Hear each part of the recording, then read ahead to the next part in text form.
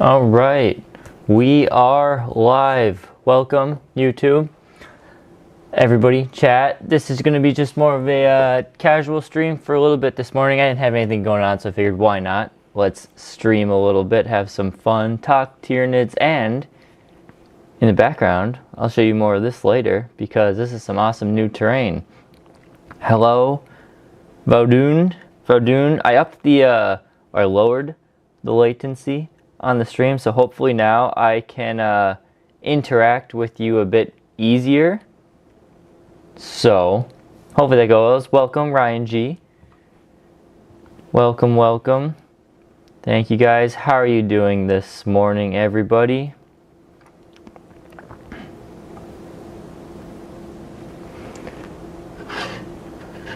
All doing well. I've got a number of hobby projects. Hello, Gerald Concord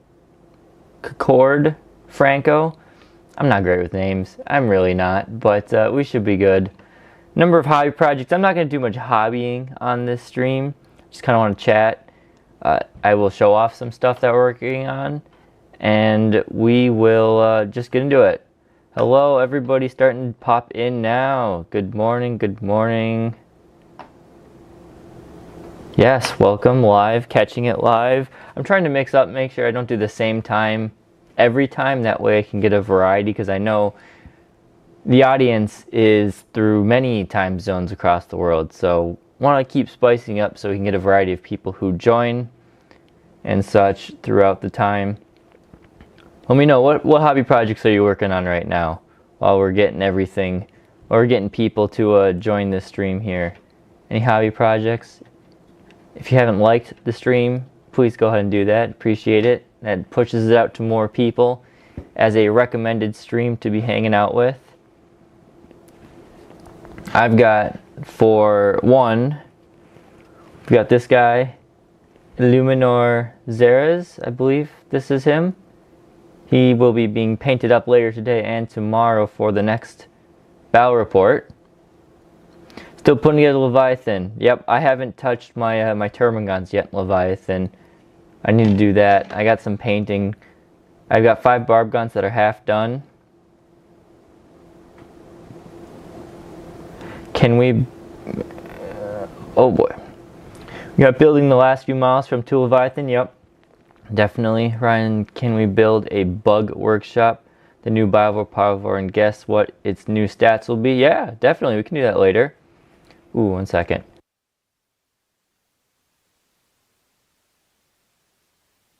Ooh, sorry about that. Had a tickle in my throat. Good thing I have some water. Where are we from? We are from Minnesota of the United States. The cold north, but really it's not that cold right now. It's hot outside this week. Well, actually, it has been hot outside this week. Yes, magnetizing bases. That is this whole thing behind here. That can probably hold like 1,000 models because all of them have magnetized bases. I highly recommend doing that. That's what this guy, 2 magnets right there. Tyranofex, 2 more magnets there. Hive Tyrant's got 2 magnets here. Yeah, highly recommend doing that. From Denmark. We have not had a lot of rain. Supposedly it's supposed to downpour here. We're hoping for it because we haven't had a lot of rain lately. But that'll be cool. Sweet. Hopefully someday I get to go to Denmark. My company's HQ is in Denmark, so I'd love to go there at some point. Oh yeah, so back to the, can we do a bug workshop? The new Biovore, and guess its new stats will be that more armor shell, seems 2 up, toughness. Yeah, I definitely, we could do that. That's a good idea for a video too. Some other things to talk about, we could just do some tournament chat, how things have been going. I did play in a RTT last weekend. I was going to go to a GT this weekend, but it just wasn't viable for me. There's no one else in my kind of local group who was going to go. So I would have to drive an hour and a half, which isn't that bad. Or no, sorry. Drive 3 hours, 3.5, 3 hours, and then I would have to get a hotel room, and the cheapest hotel room I could find was like $160 for one night, and I would need 2 nights of it. I could stay at a family friend cabin for one night, but then it's an hour-and-a-half drive, so it was a lot for a tournament.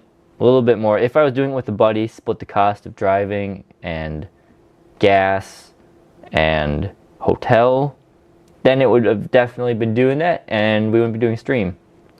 But we're not doing that, so we're doing the stream, and I can talk about tournament because it was a pretty successful tournament in my mind. Much better than the first one I did of 10th edition. We learned some things by going back to the drawing board. So I've got tournament stuff we can talk about. We can do this bug workshop. I like that. That's a great idea. And then also I've got, I can show off this terrain back here whenever we want. So we've been going for about 8 minutes now. Solid 14 of you, which I appreciate. I didn't have anything huge for people to hop in and go. So let me just do this. What? Oh, what just happened? Well, hopefully you guys can still hear me. Somehow I accidentally just closed my streaming software. That is, that's not good. Come on, stay back. Keep being live. Well. Okay, cool. I fat fingered my keyboard and everything shut down on me. So that's good. It's back up and running. Glad that didn't cause any problems.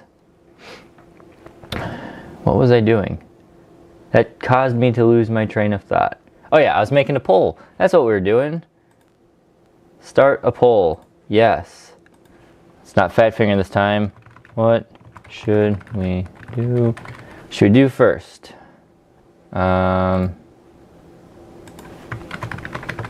Terrain. How do I get rid of? Oh, right. Terrain. Tournament, which I spell wrong every single time ever since I was a kid. I'd spell tournament wrong because I'm. Oh, well, I don't know why the polls are being weird here.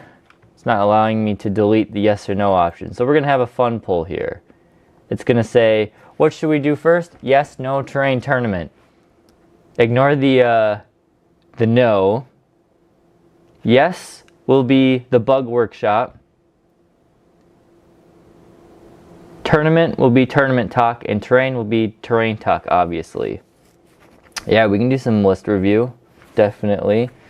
I don't have my list in a neat little spreadsheet, although I can put it up here very quick.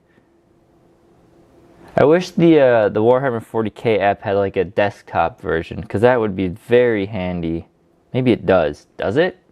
You guys know, is there a desktop version for the app? I didn't think I found it anywhere. But yeah, so while that is going for just a little bit, let me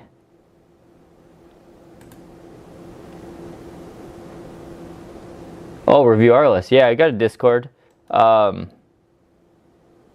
The Discord is for channel members. That is one of the perks that I leave to those people, because I don't do a ton of member exclusive videos, so I try to have some other perks for members who help support us. Just one of the things they get there, because I do appreciate all the channel members here. Nids V3. But if people have individual questions and stuff on the list, I'm still definitely good to go over that.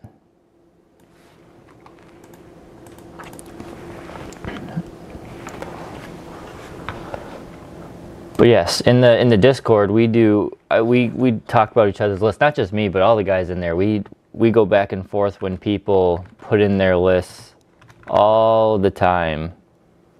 So it's a fun time in there.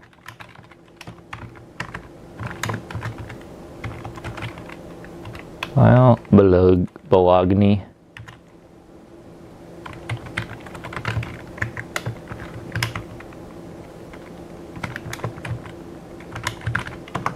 Alright, I'm going to throw these in here super quick so it won't be clean, but gargoyles,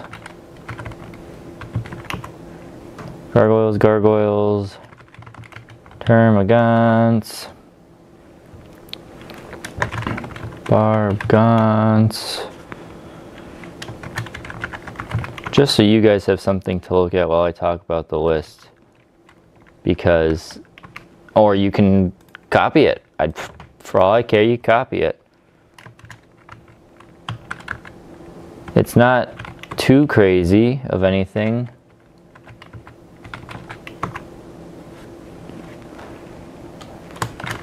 Love.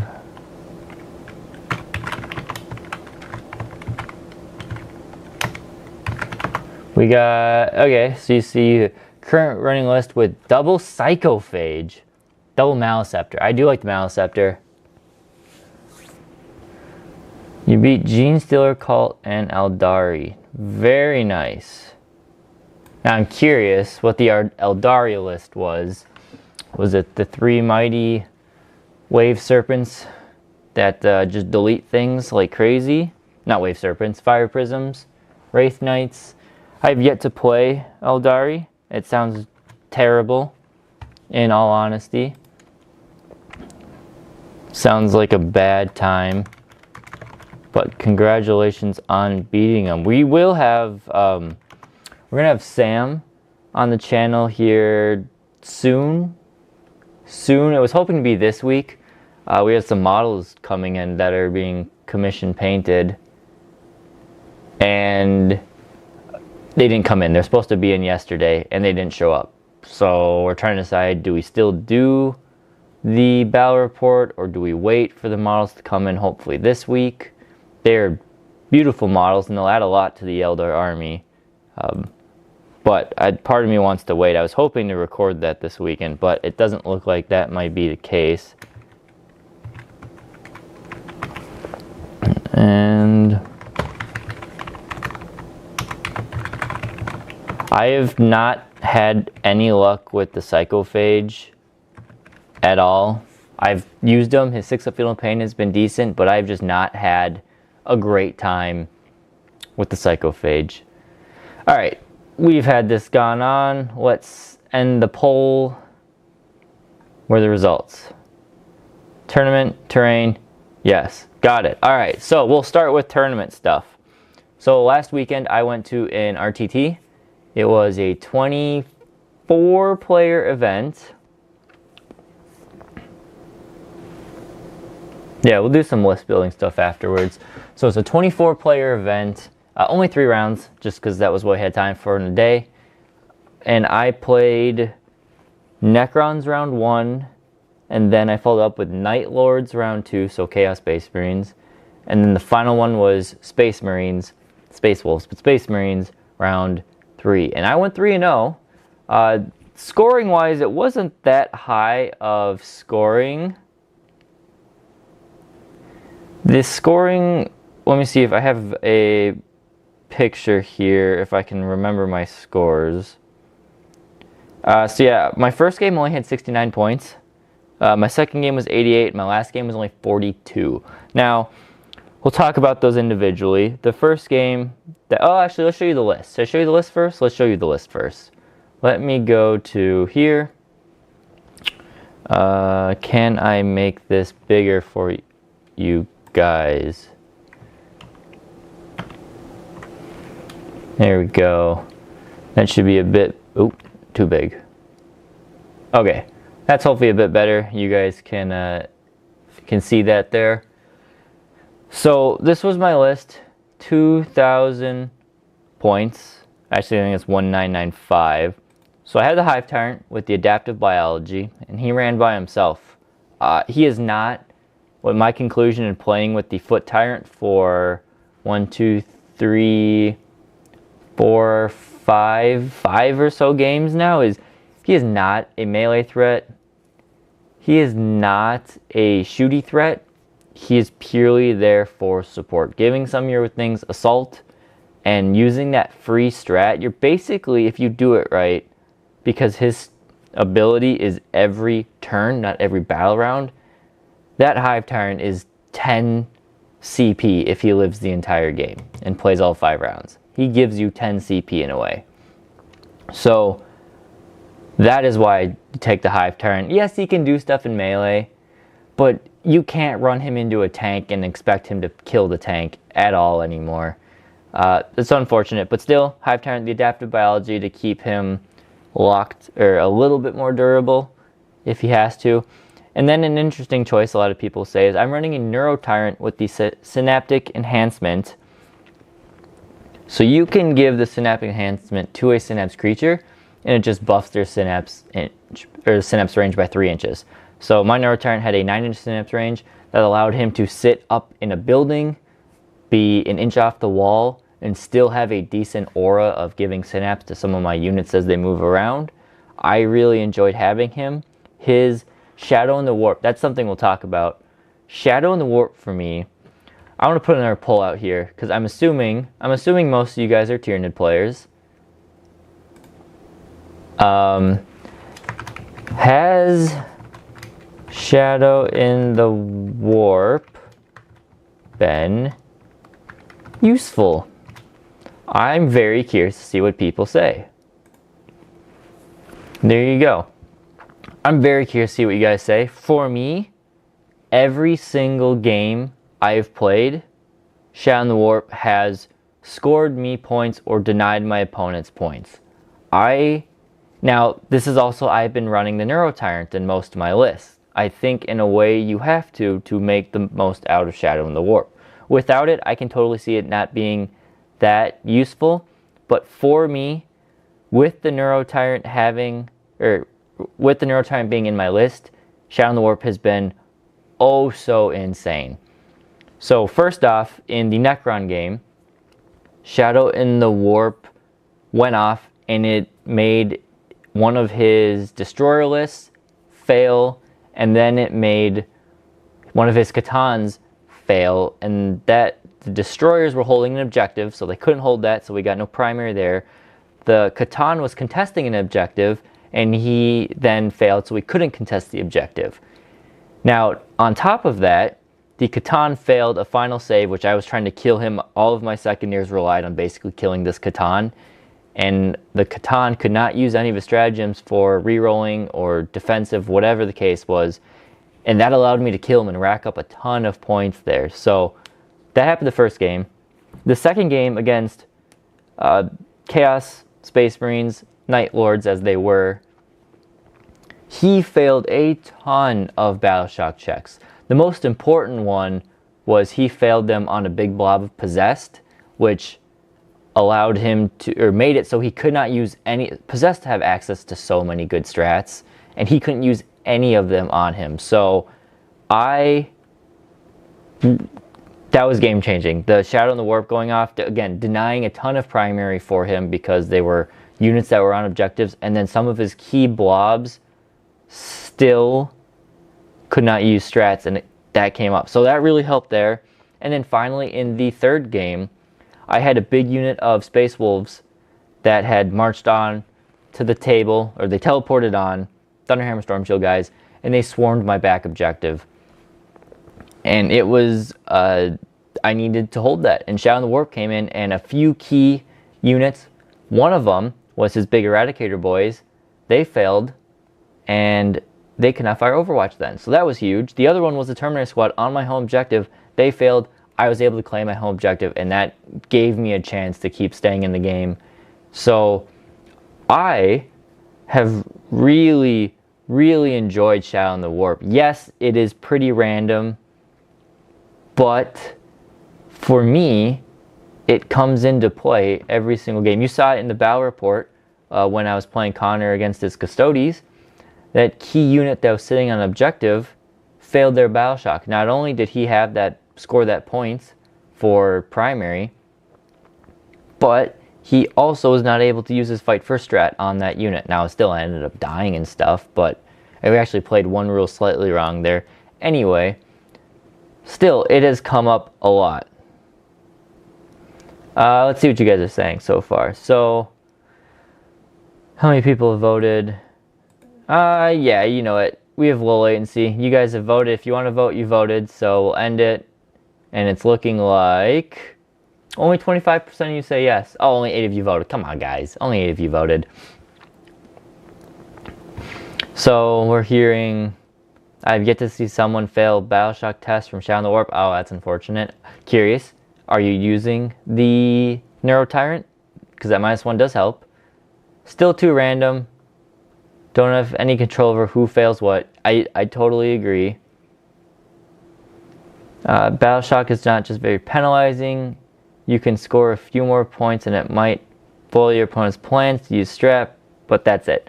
I agree. It's not the Eldar.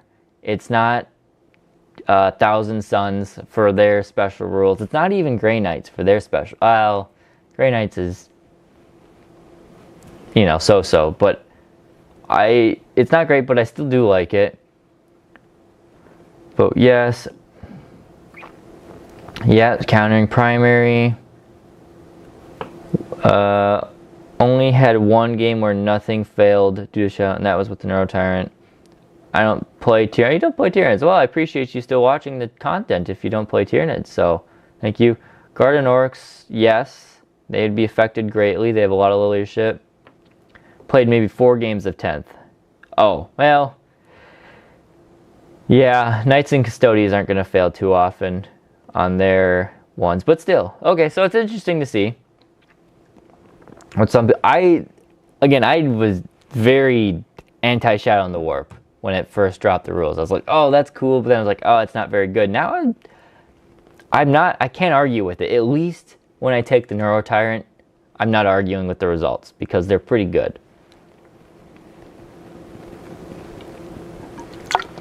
So anyway, back to the list we started before we sidetracked here. So the rest of my list, 2 units of gargoyles and Termagants for battle line. What I typically do with the gargoyles is I'll start one on the table, and they will probably be the one who goes after the middle objective. Not the middle, but there's always a flank no man's land objective. They will be deployed to go after that objective. Turn 1, the other ones will sit in deep strike. The Termagants will often be used if my opponent has deep strike, strategic reserve, something like that, for just screening. Ideally in the list I might swap those out for Neurogants. I wouldn't attach it to the Neuro Tyrant, but maybe just to save myself 15 points. But the Termagants, and then I've been running Devourers with them just because it's more shots, and if there's some deep striking small unit that gets into the backfield, typically the Devourers are better for cleaning them out. More shots, more likely for sustained hits or lethal hits. Into the other units, we've got Barbgants. These guys, honestly, have not been doing a ton.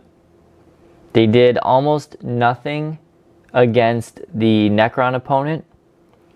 They did they did hold an objective against the Chaos opponent, and they did absorb some firepower. And against the Space Wolf one, they did a few wounds here and there and slowed down some units. So the meta is just being more vehicle focused. So I'm glad the Barbgants are still just 50 points because I don't know if I'd take them if they were much more. At least in my experience right now, the Barbgants just don't do a lot. But that's because I play a very vehicle heavy meta here, it seems like.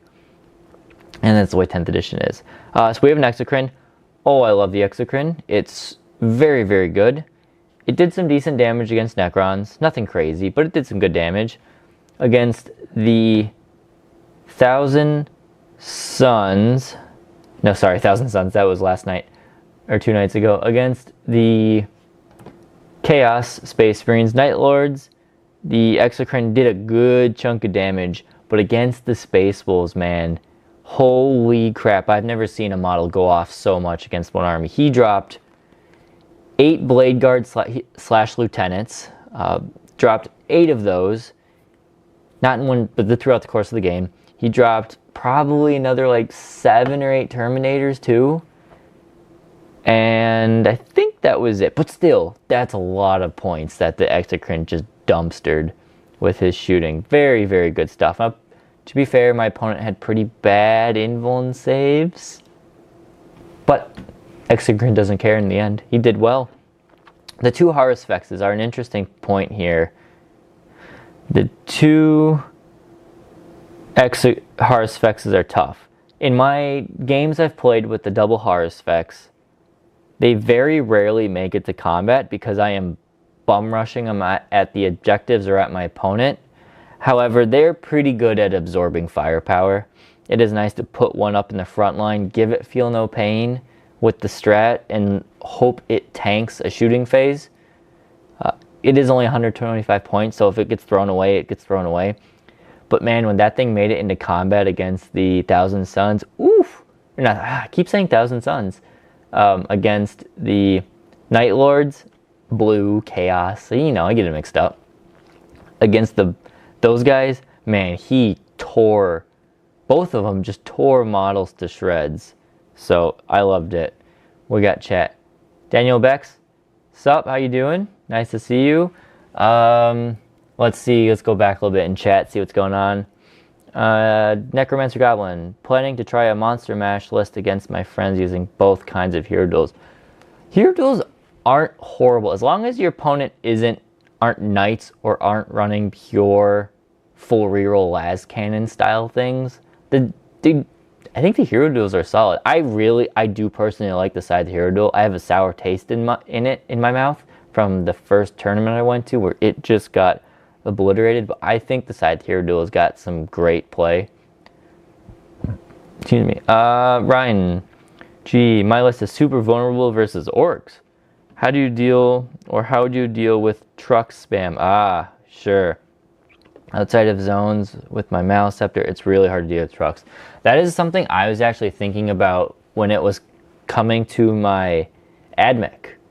Because AdMech are my second army, and you never see them, but I was thinking that a transport spam for AdMech would be a good way to make them work, or even the Votann. Less Votann because they have poor melee, but how to deal with a transport spam is, honestly, it's tough in this edition. Now, I believe trucks are only toughness 9, so we have a few things that can deal with that. Tyranofexes with acid sprays aren't good against the trucks, but they're awesome against the boys. The Zoes are fine. The Hive Tyrant, a truck is something a Hive Tyrant can actually deal with, so that would be an option. What else do we have in our list?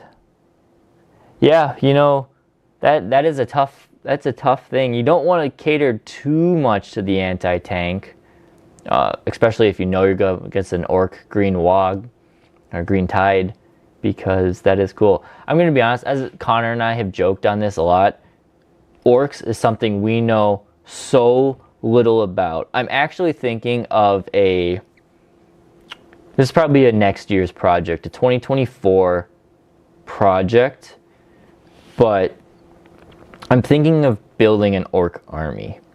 Now, my plan with this Orc army is to convert it so it's actually using Seraphon models or the Lizardmen models from the Age of Sigmar range, because I think they translate really well into being orcs. I might do that because I love the Lizardmen models. I don't know, I tried it with my demons and then I sold them off, but someone was offering a really good deal to buy them from me, so I kind of couldn't turn that down. But yeah, I want to learn more about orcs. No one really plays orcs in our community. I think when I go to the local tournaments, every other tournament I go to, there's maybe an orc player. So I don't have experience against them, and I don't study them a lot. I probably should, but I don't. Let's see, where are we? Xenobiovores.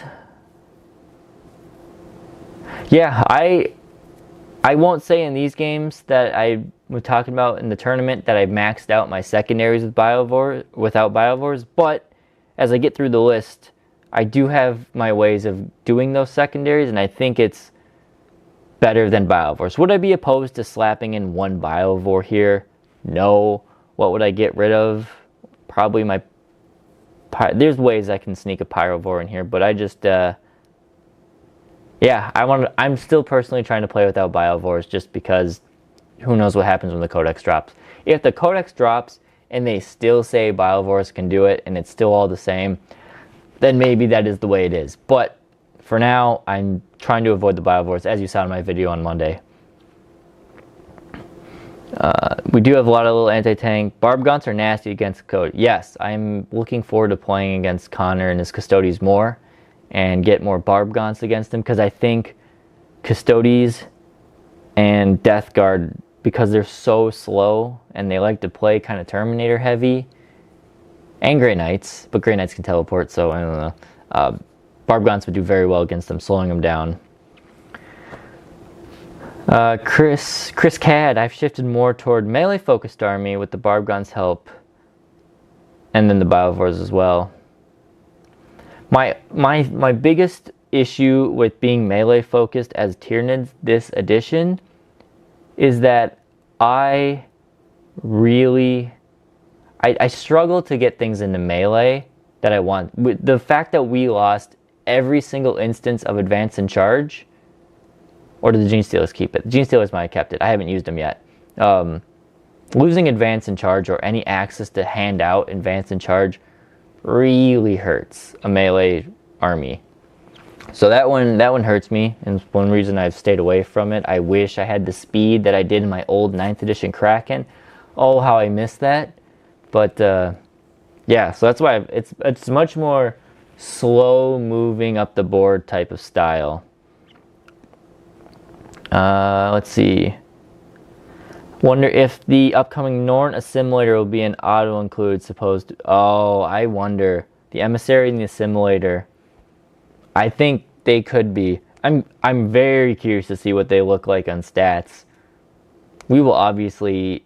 I will have them on the channel. I've already planned and got money ready and looking forward to those things coming out. But yeah, I'm looking forward to it. Specifically the Emissary over the Assimilator. I know a lot of people are looking towards their Dimakaran models to count as Assimilators.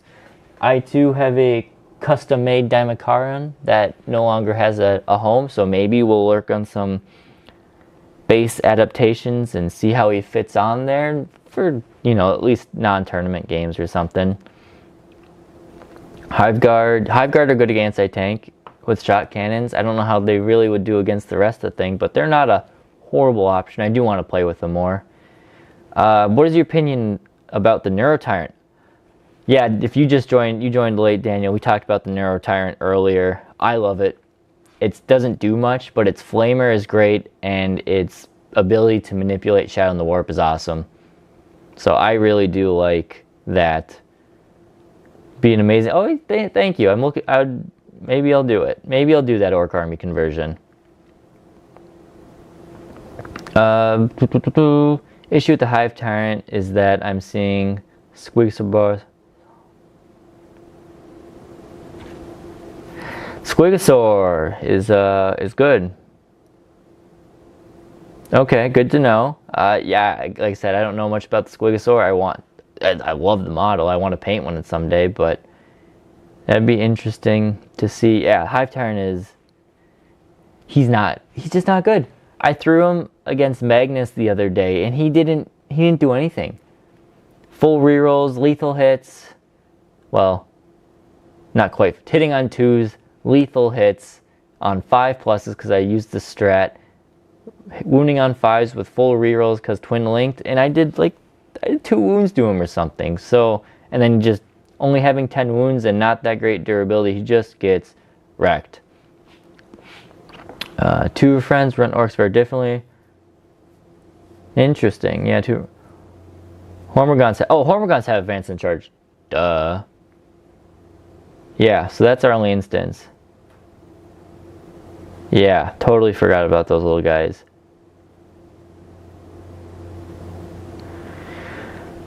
Pyre Starter, welcome. Do you think we'll get a new box of Gargoyles from Ravenous soon? Honestly, I don't think Gargoyles and Raveners are going to get an update for many years. I look at some of the models like the Necron Destroyers. The heavy destroyers got updated, but the regular destroyers didn't. Or look at some of the Eldar models like the Warp Spiders and the Fire Dragons. They didn't get updated when they got a nice range refresh. I think Gargoyles, I got a Gargoyle right here, and I got a Ravener right here. Bam. Honestly, yes, they're not the models of new, like the Barbgaunts, and even the new Zone Tropes. They're not as good as that. But I think they hold up well enough that GW will put off updating these kits for years. Because they're in plastic. That's my opinion on it. Maybe I'm wrong, but I don't think these guys are going to get model updates for a long time. What's a Daimakaran?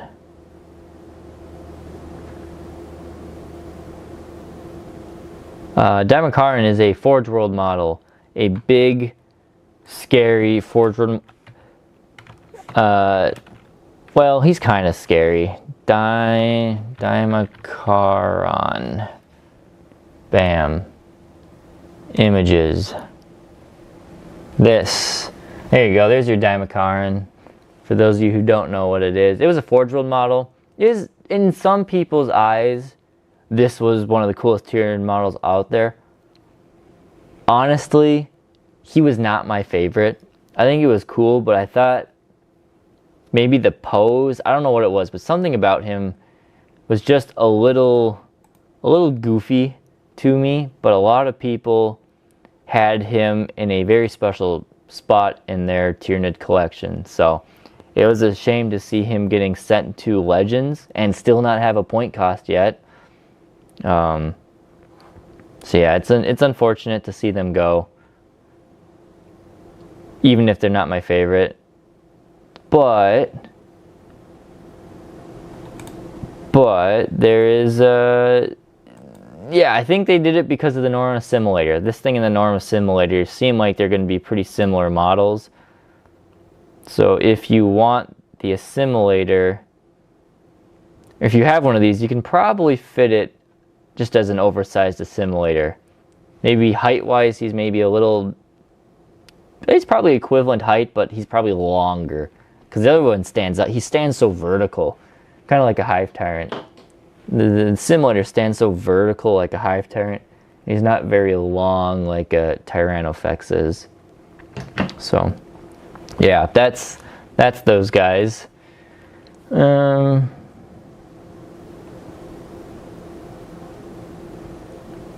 Yeah, that's a good way to put it. He feels a bit scrawny. He does. He doesn't have the girth. He's supposed to be a monstrous creature variant of the Lictor, so I get it why he's not supposed to be the big bulky thing, but yeah, that is that. Tactical Tortoise made a great comparison of how the new Nids played. 9th edition, they were the movie Alien. 10th edition, they are the movie Aliens. Aliens. What's Aliens? Is that the same thing?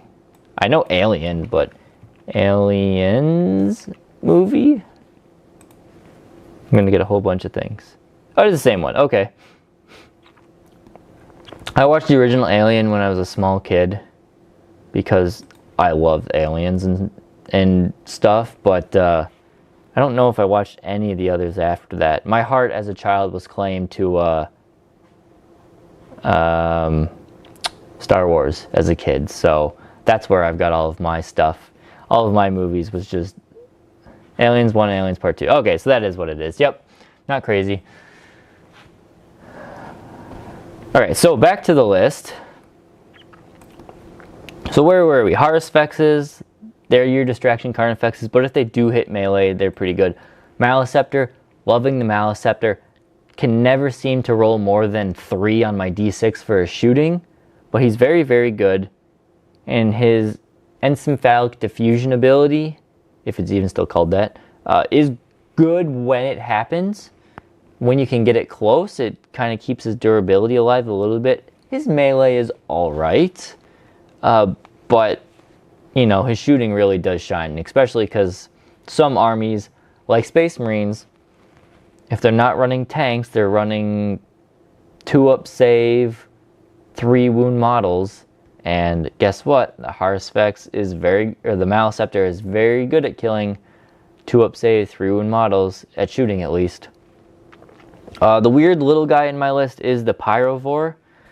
I often used him as a screening unit in the backfield, or I put him in strategic reserve. So he would pop on, maybe score some behind me lines or something like that. Honestly, I could go without him in the list if I wanted to.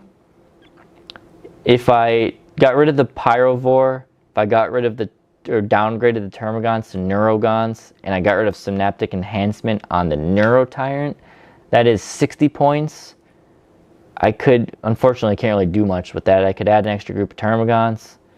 It's not, I would have to ditch Adaptive Biology to add like a Biovore in there or something, but I don't know. I can't complain for him being only 30 points. He fits in just fine. Then we have 2 units of Raveners. These guys are slowly becoming one of my favorite units. Again, I mean, they're already one of my favorite units, just in general for Tyranids. I loved them in 9th edition, as you saw. I was very hard to leave home without them in 9th because they were so good. But now I love them for a different reason.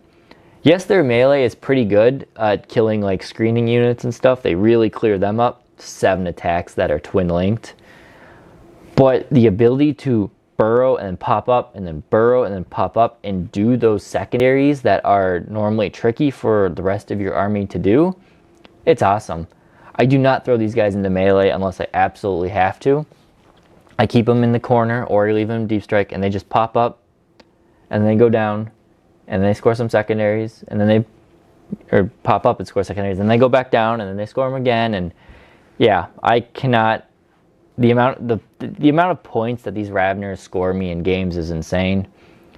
Really just doing wonders. So I love the Raveners in there. I go back between doing a unit of Raveners and a unit of Von Ryan Leapers because that infiltrate is so nice. This last tournament I did do 2 units of Raveners. In the past I've been doing 1 of each.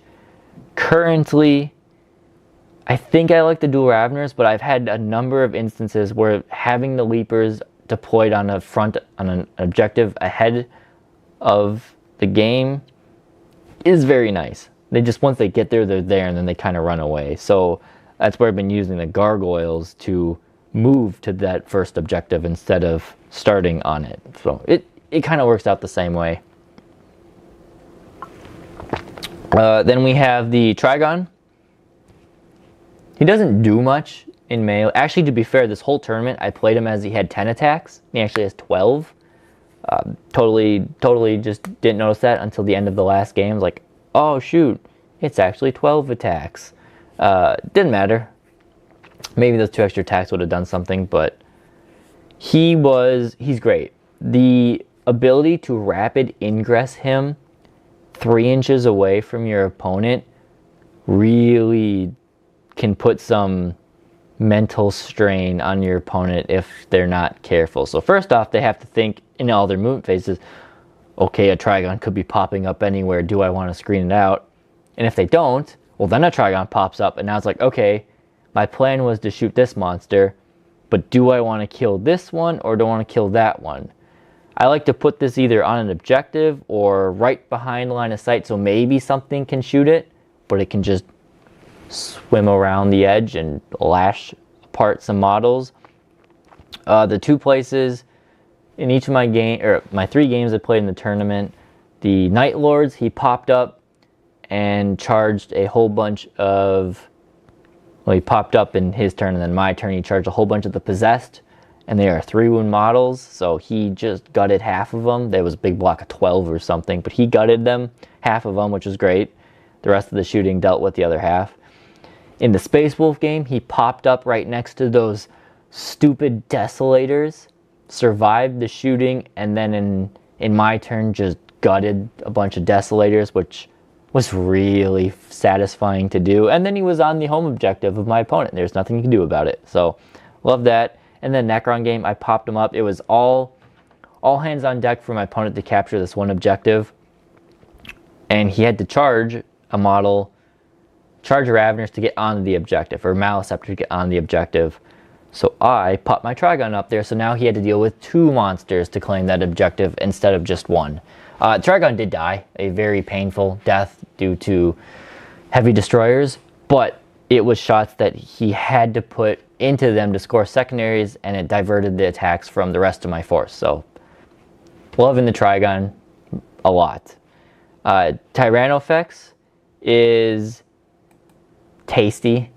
He's very tasty when he pairs super well with the Hive Tyrant, basically giving him free Overwatch every turn if that's how I want to do it. If not, then I have that CP for a free instance of Feel No Pain or something like that. But man, the threat of that Flamer, if anything just comes into range of him, of just boom, melted away. I love it. I love it because it's a big threat and the vehicles have to deal with it. But at the same time, I don't rush him into the open. I just give him an alleyway where if you try and threaten one of my objectives, you're going to take the Flamer. And because it's a Flamer, most things don't want to take it. And it's free CP, so I love it. I love that combination.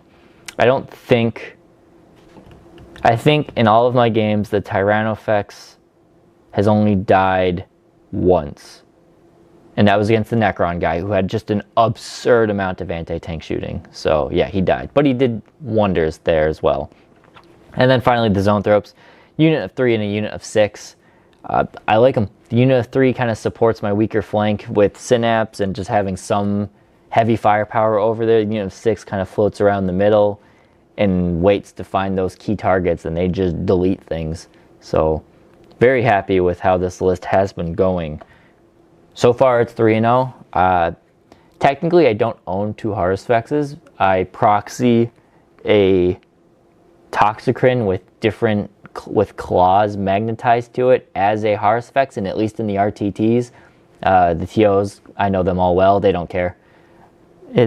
Same base size. He's a little taller and a little less thick because his claws don't come out like this, they're more like that. But he does well. Harsfexes, someone tried to sell me Harsfex for $130 or something when it's an $80 kit. I'm like, yes, I know they're popular, but come on. So I was going to 3D print one. Sam 3D printed it for me, and it came out, you know, supposed to be this big, came out like this. Very tiny little Harsfex. So maybe I'll have him do it again at the right size this time, so that would be good. But yeah, otherwise I love this list. If you have the models, definitely try it out. I would say it's not a super hyper aggressive list in melee. It's more of a, I focus on bullying a bit of the midfield, but you definitely don't want to throw all your eggs in one basket with it. So I like it. It is, again, very similar to the list. If you want to see it against Connor in the last battle report, it's very similar. I essentially just swapped Leapers for Raveners, and I swapped the Psychophage for Harsfex because that's an obvious no-brainer swap there.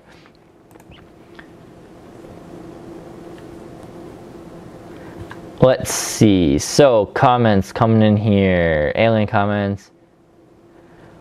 When I have built some Venomthropes, I'll try my Malanthrope. Yeah, if your group plays with the Legends models, I know it will probably play with some Legend models here. I think a Malanthrope would be a fun addition. Maybe it's not, you know, uber competitive win tournaments with, but I think a Malanthrope is a fun addition to just spice up your games with the Malanthropes. I got my Malanthrope.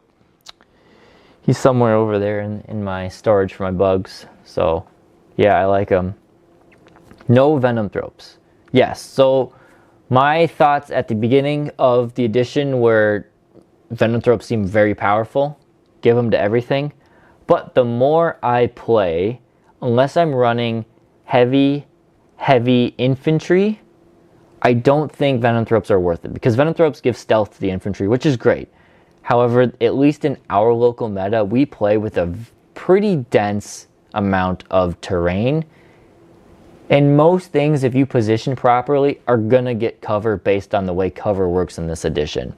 Cover is super liberal in this edition. I mean, everybody gets it. So I feel like the Venomthropes being there, giving things cover, is not that important. Yes, there's a few times where maybe my monsters, if they're sitting right in the open, would love to have cover. But at the same time, I don't think it's worth the points of the Venomthrope. I would rather have Raveners, or rather have an extra monster, part of an extra monster, or Gargoyles to support than the Venomthropes. I still think they're good, and if I'm running a full swarm, say 100 Gaunts or 60 to 100 plus Gaunts, definitely bring the Venomthropes then. But if you're running more like 8 monsters like I am, what is it, 1, 2, 3, 4, 5, 6, 7, 8, yeah, 8 monsters like I am, I think Venomthropes aren't necessary. So that's my thought on them. How do you feel about the double Overwatch rule? Yeah, that is a interesting little thing that I really wish GW would address, because the wording is a bit dodgy. So what happens, for those of you, we can talk about that now. Double Overwatch rule is a bit of a problem, and it all stems from this man here. Every army's got it, but this man here, and you could argue 1 or 2 of these. So what'll happen is you can use Overwatch. Cool, you use Overwatch, and then the Hive Tyrant says you can use a strat, even though it's already been used, in the same phase for free. So therefore, you would rule, or you could say, okay, I will Overwatch again for free. Now, there's 2 issues with it. Some people say that the same model, so the same Tyranno effects, can Overwatch multiple times, or whatever the thing would be. I don't think that's true. I don't think that is right. I think the model can only be affected by the stratagem once. So if you have Hive Tyrant and you have Tyranno effects, he can Overwatch for free once. If you had 2 Tyranno effects and him, I am in the camp that, based on the way the rules is written, if you pay 1 CP to Overwatch with one of them, and then later in that movement phase, you can Overwatch because of the Hive Tyrant for free. I don't think both of them can Overwatch at the same time, at the same unit, but I do think that they should both be able to Overwatch in the same movement phase. It's a weird, it is clearly a mistake GW have made. Yeah, Necromancer, it's clearly a mistake. So that's where I'm in the same boat, where I think they need to come out with an FAQ. Maybe I'll make another video on this. I've got some time now. July has passed. August is a lot less busy of a schedule. So I'm going to be able to make much more content here coming up soon. So I'm happy about that. But I think GBU needs to clarify the way Overwatch works with this interaction, because their tournaments, I think some of my members have been saying, in the UK, the WTC group, they have ruled that you can only Overwatch once per turn, no matter what the rules say. Yeah, waiting to purchase index cards. I'm waiting to purchase them too, mainly because the Tyranid Codex isn't around, but there are some things. But for me personally, I'm in the camp that if you have 2 Tyranno effects and a Hive Tyrant, you can Overwatch twice. Just not at the same exact time with the same exact model. So yeah, it's a confusing little bit. But if you can, why I think a double Tyranno effects Acid Spray Hive Tyrant combo can be nasty for some armies. It will be a big deterrent to even move anywhere near them. But yeah, so that's my take on it.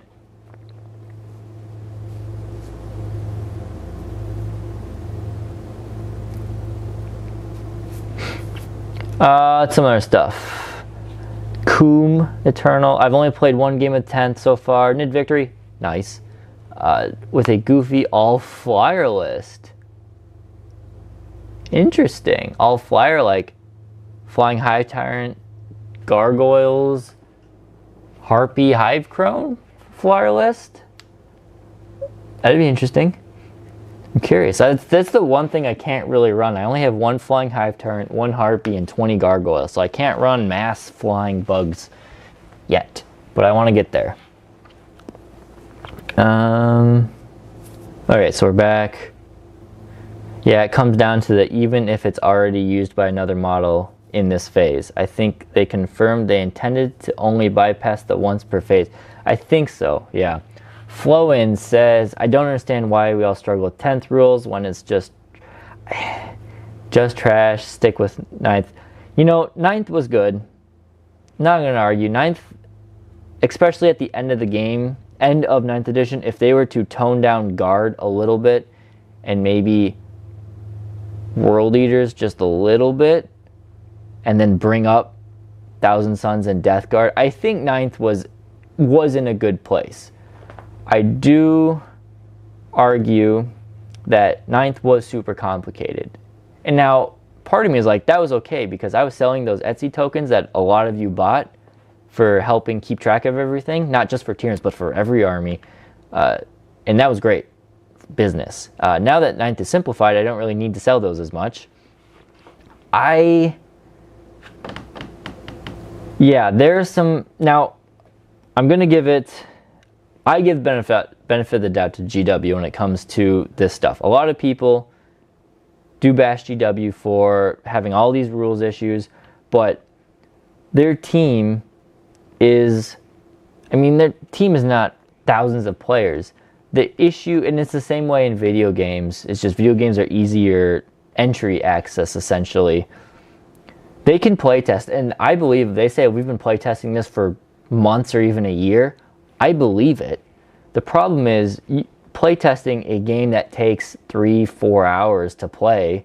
You can only do so much playtesting with a group of select people.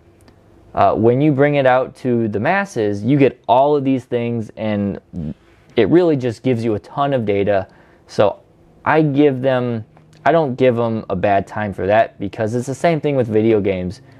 The first few days of video games come out and they're like, okay, here's all these bugs that we didn't encounter yet because we just haven't had this many instances of things happening. So I give them time. 9th edition was a bit rough when it first launched too. I give them time to kind of sort things out a little bit. They don't want to do too many drastic changes at once. And I think give it a little bit of time and 10th will be in a good place. Yes, it would be nice to have it stay 10th edition or stay 9th edition and just keep it. GW is a business, and that is the way business they need to keep making money. They need to try new things, inject new life into their company. So I get it. I get it. You could play 9th. No one's going to stop you. You and your buddies play 9th edition still. Not going to complain. But I'm liking 10th. I'm liking the way primary and secondary are working. And just some smaller details need a little bit of ironing out, which I fully trust them to do because they've been pretty good lately. Maybe I'm biased because I started in 5th edition. 5th, 6th, and 7th were just garbage in terms of the way things were checked on and updated. So yeah, I'm happy with the way things are now. Where are we? Miss my Kraken bone sword. I miss my Kraken speed. I really do. I miss my advance and charge. I miss my 8-inch advance. But yeah, I do. Any thoughts on Termagant loadouts? Since our detachment rules scale more with attacks, do you think Devour or Spine Fist? But every list at WTC end up taking flesh boars. I think I like Devourers more. I think the people at the WTC all taking flesh borers, part of it is because the Gaunts were more screening units and they don't anticipate them to do damage.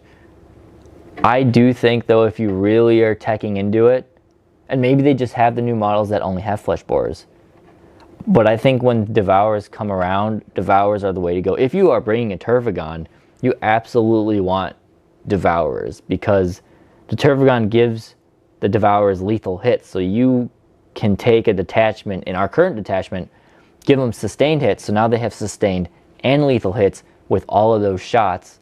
That's very good. Spine fists are an interesting one. I can see them being potentially good. Same thing with the extra shots, the short range, but being pistol, that's tough. I think they could be good. I do personally like the Devours, and that's why I've been running Devours on mine lately. I'm waiting to get the new kits. Was there someone else was talking about the new kits? Oh, Parasite and Zone Fly, yeah. What do you think about Termagant special weapons? Do you think it'll be better when full flesh wars?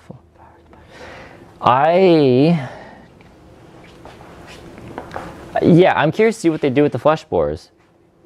Or with the new Termagant weapons. In the old editions, when the Strangle Web and the Spike Rifle were in, they were a fun little addition, but they never did anything, really. So, now we have the Strangle Web, Spike Rifle, and the Barb Launcher. I think that's what it's called. So probably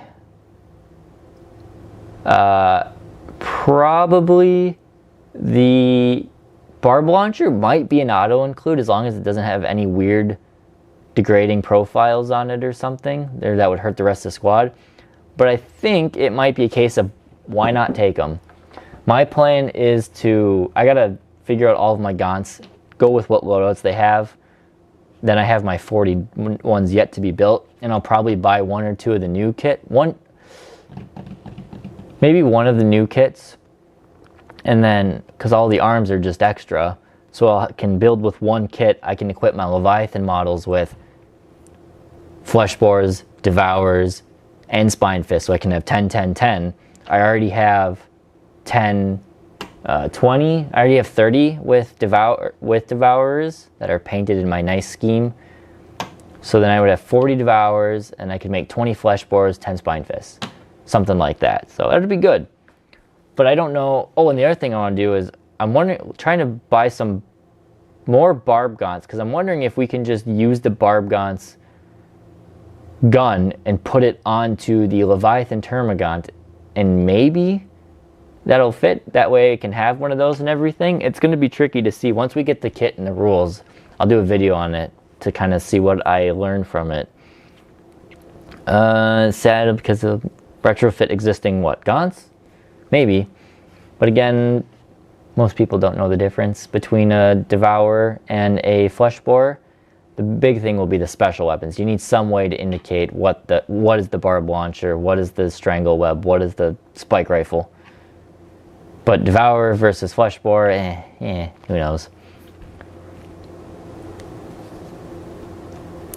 Played a few games with Psychophage. Yeah, Psychophage is hot garbage when it comes to its offensive profile. I don't know why they thought D6 plus 1 attacks or D6 plus 2, whatever it is a good option. It should have just been a flat 6 attacks, or D3 or 2D3 or D6 plus 3 or D3 plus 3. Just anything but D6 plus 1 for a melee. Melee is already tricky, and giving it that piddly of a profile is bad. It should be like 85 points or something. Maybe in the index or the new codex they'll change it. Maybe they had that plan. I don't know. Probably not. It's too expensive. The fact that it's the same price as a Harsfex or 10 points less than an Exocrine is just, it's not worth it in any way, shape, or form, unfortunately. It really just needs to be cheaper or more consistent in melee. Yeah.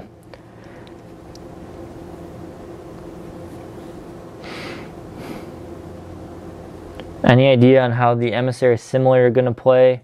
I think the Assimilator is going to play like an Imperial Knight crossed with an Assassin. I think it's not going to synergize well with the rest of the Tyranids much at all. I think it's going to be one of these things where you pick a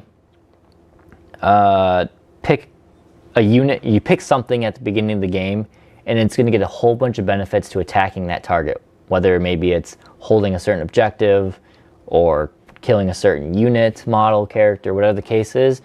And it's going to be that model you sit on the table and it goes for it. And that's going to be the Assimilator. It's going to do a ton of damage.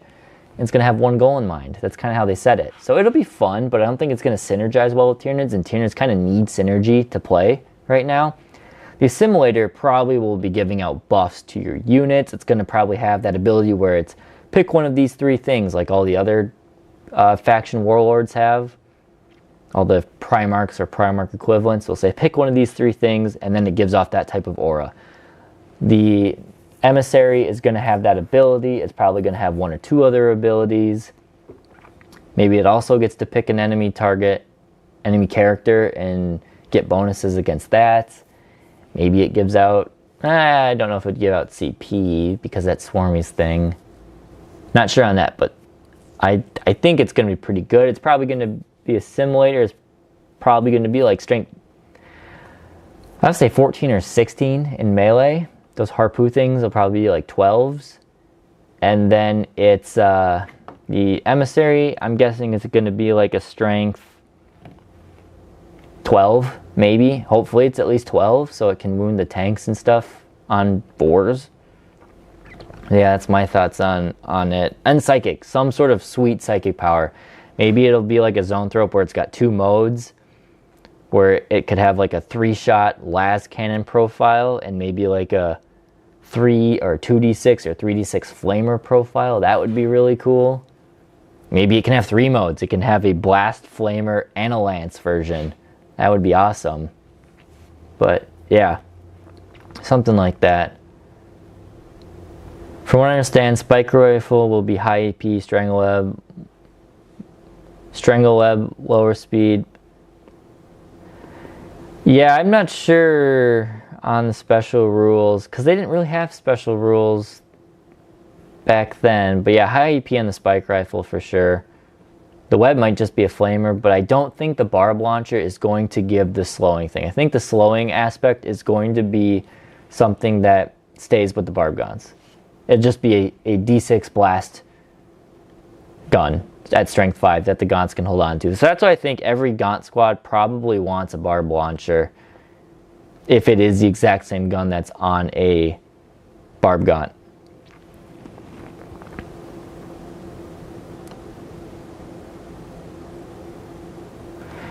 Hope a 3D printer guy decides to design some Termagant upgrade guns that can be fitted to the old Termagants. Huh? You mean like the Spike Rifle and the Strangle Web and the barb launcher onto the old Gaunts? It's probably out there, but they probably would fit as it stands. I guess I haven't tried to look at it too much.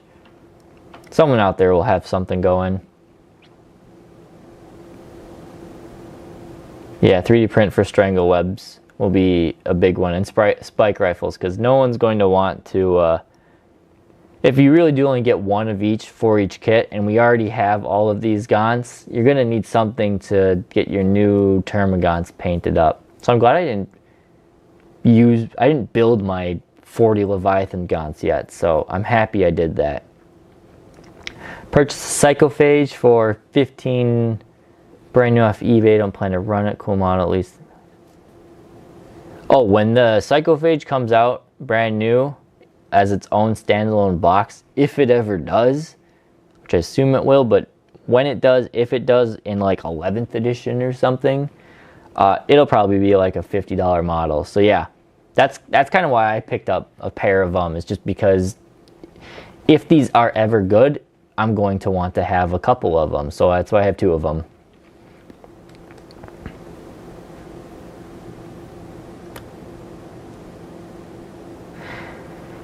Yeah, what do you think of our leaders? Everyone else gets the good stuff, like the +1 wound. I think our leader buffs I think Tyranid leaders are a bit underwhelming. All things considered. The Hive Tyrant and his command shenanigans, or his command point shenanigans, is great, but he doesn't do much in melee. The assault weapon thing is nice. It's not game breaking, but it's nice. The Parasite, not really a leader, but he's nothing. The Broodlord does do wonders for the Gene Stealers. That's for sure. The Broodlord does do wonders for the Gene Stealers, so I won't complain there at all for that one. Termagant, I will complain a little bit.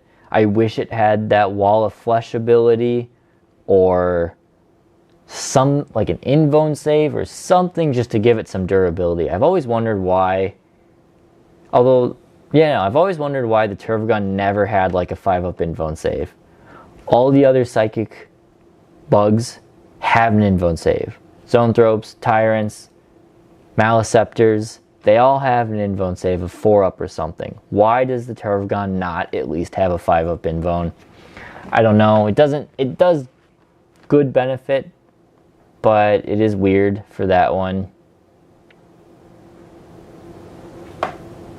Who are the leaders? Swarmy's fine.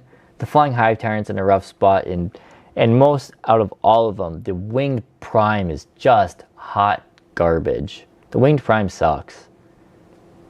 Why? Hopefully, in like a year, they come out with another Winged Prime kit, and you can give it different weapons, and you can, I don't know, attach it to Shrikes if those things come out, because it just doesn't do anything. I do think Tyranids need a little bit of love, so we'll see what happens with those ones.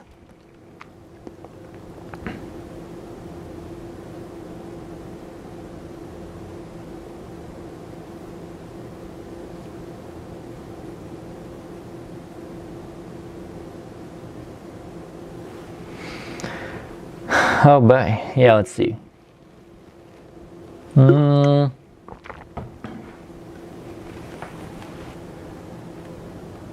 Yeah.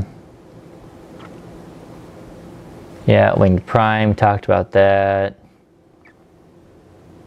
Did you ever get around to playing that game towards the end of 9th with the Nid Titan? I did. Yeah, there's 2 games on the channel with the Nid Titan. There is a smaller Apocalypse, a 3,000 point game with the Nid Titan against the Necron Titan, and there's a 6,000 point game against Chaos with the Nid Titan. So those are out there. If you go to more, we haven't played many battle reports in 10th edition yet. Hopefully that ramps up here soon. But yeah, some of our more recent ones, which are still from a while ago now, had the Necron or the Nid Titan in it.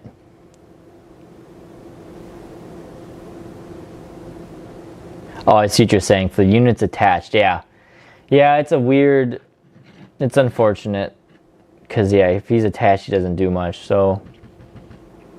Tyranids just play differently than a lot of armies. Tyranids are a bunch of bugs going at the opponent. We're not like, oh, my Hive Tyrant's going to lead my unit of Tyrant Guard in the battle. No, the Tyrant Guard just escort the Hive Tyrant.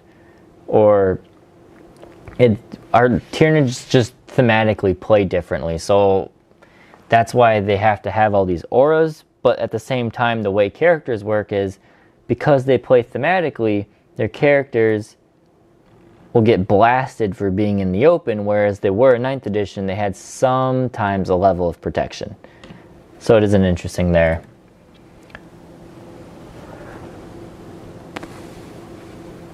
I'm sorry, your second army is AdMech. I'm in the same boat, sitting on 1,500 points of AdMech and need $400 to finish 500 points. Oof. I'm sitting on, I think I'm closer to 4,000 or 5,000 points of AdMech, if you include my few knights in there too. So, I started AdMech in right when they first came out, when it was Codex Skitarii. They were going to be my competitive army, and Tyranids were going to be my thematic army. And by the time 8th edition rolled around, that kind of swapped, and Tyranids became my competitive army, and AdMech became my shooty army. Actually, Tyranids became my melee army, AdMech became my shooty army, and things have just changed from there. I love my AdMech. I want to get him on. I'm working on getting someone who plays Tyranids well on the channel as well, so I can play AdMech and maybe Eldar and a whole bunch of other armies. Gene Stealer Cult, and yet you guys can still see Tyranids, because I know Tyranid people love the Tyranid battle reports, so yeah. Yes, most of our auras are defensive. I do think we just need a bit more lethality. Not much, but just a little bit extra. Some rerolling wound rolls. Maybe some +1s to wound, just something. Some extra little bit of lethality would be awesome.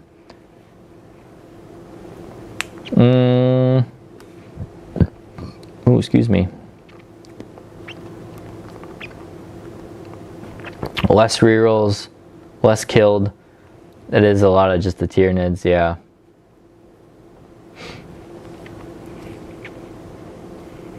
Nice. Parasite doing well. I think the Parasite does do well. I can't say it's a bad model. You just have to build your list with it, and I haven't done that yet, but I want to. We got plenty of time in 9th edition to do that.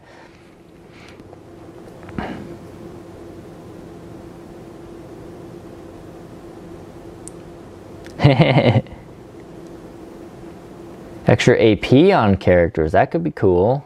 I would like that. The other thing that the Tyranid index is lacking a lot, and I'd like to see that, we are lacking devastating wounds, and we are lacking actual, the keyword anti-tank. We don't have that. We don't even have anti-infantry much.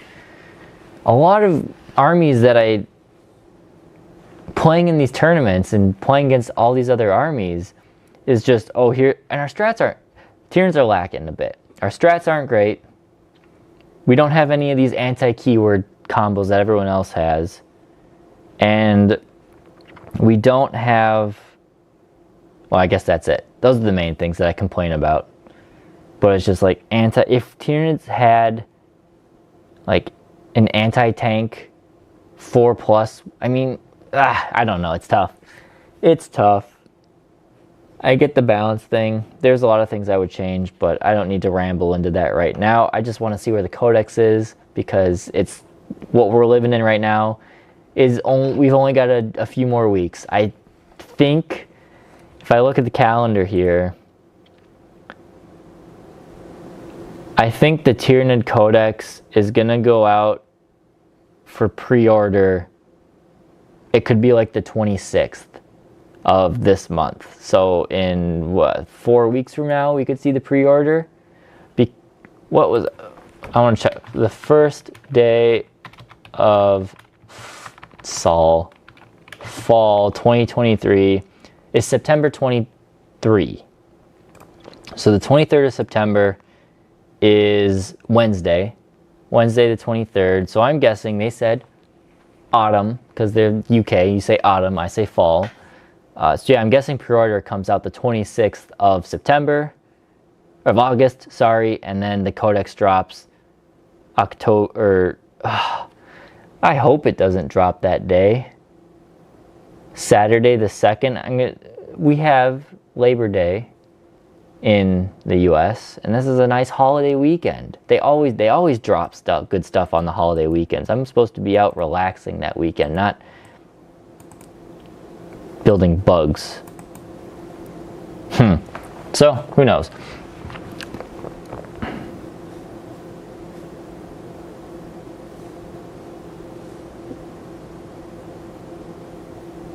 The army-wide adaptation of lethal helps. Yeah, so lethal hits, we have a lot of lethal hits and a lot of sustained stuff because of our detachment and just some special rolls. But the actual, like, anti-tank 4+ keyword or things like that are just, they're not there, really, compared to other armies that I'm seeing, at least. So, yeah, so that is some good tournament. Oh gosh, I don't know, it was just more of a Q&A chat, really. We talked about the tournament a little bit. Tournament, as I said, I 3-0. Kicked butt. Can't complain with any of those models, really. I like the list as is. That's true. Hive Guard, they do have the shot cannon, anti-vehicle 2+. That is nice. Can't really complain with the way this list runs. It scores well. Not amazing, but it scores well. And, yeah. So, now, I think we shall show off the terrain. How long have we been streaming? Hour and 22 minutes. Yes, the shot cannon AP is, I wish the AP was like 2, at least 2, maybe 3. 2 ignore cover or something weird.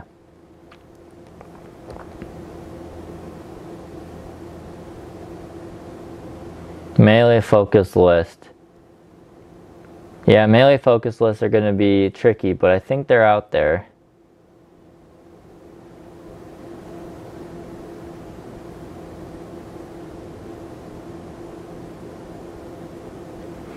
Yeah, so Pyrestarter, you make up a point I didn't really touch on as well as I probably should have. But yes, we have sustain and we have lethal, but we also get it from the detachment. So they don't double up. Whereas we had a few more instances of devastating wounds, then that could be good. Imagine if the Zoanthropes lances had, instead of lethal hits built in, they had devastating wounds built in. Yes, you have to roll the hit and wound, but I would much rather the chance that their psychic lance just does straight mortals. And it's not just on the lances, so, and it's only 6s to wound. You can't really make that go to 5s to wound at all. So I would have liked that one. But yeah, there's just some things. Or maybe the, I don't know, something. Like the Harusfex. What if the Harusfex tongue had devastating wounds or something like that? It's tough. Heavy and devastating wounds. I don't think they'll get heavy, but it would be nice to have that lethal keyword swapped out to devastating wounds on the lance. Not on the small blast, but on the lance. That would be nice. Maybe small blast wouldn't be bad.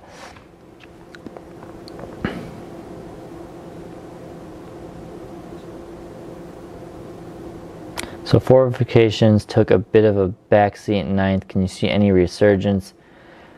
I could see some armies detach fortifications doing well. There's a guy the last tournament I was at, and he brought 3 Hammerfall bunkers, which are the Space Marine detachments. So obviously some people are finding some ways to make those work. I don't know.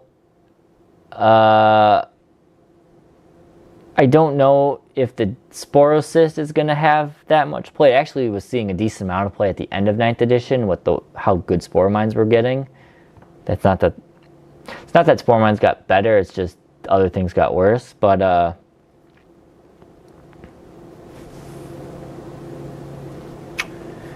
I would love Sporocyst, one model I don't own for the Tyranids. I think I can safely say I own at least one of every model in the Tyranid Codex, but the Sporocyst is not one of them. So I have yet to play with one of those. I would like to have one eventually, just haven't got to it yet. Yeah, alright, I'm going to show off some terrain now. We've done some good chatting for almost an hour and a half, so let me switch to a top-down camera here. Oh, this is Battle Report top-down. So here is the new terrain. Let me move the free cam into a good position while you guys look at the top down. So this terrain just came in the mail yesterday. I found it on Facebook Marketplace for a very, very good deal. In my opinion, it was exactly what I'm looking for this snowy terrain. It's been, I've had this snowy map for a while, and I've been wanting some terrain that really suited it. So there's that, and let's go to the Battle Report front cam here. Now obviously one thing that is an issue with this is that it, because it's all white, I have to adjust the lighting a little bit so it's not as abrasive on the eyes as you guys can see, especially in, say, like, you know, right here, that white really saturates the color on it, but that is the terrain. Let me go to a basic free cam here, and I can give you a little bit of a tour this way. So yeah, this is the snowy terrain. It is not the standard L-shaped ruins that 9th and 10th edition has been accustomed to. This is very much more akin to what I grew up playing on, is all this square terrain in 5th, 6th, and 7th edition, and part of 8th, but really 8th into 9th developed this L-shaped ruin aspect. So this terrain is what we got here. And there's more to it.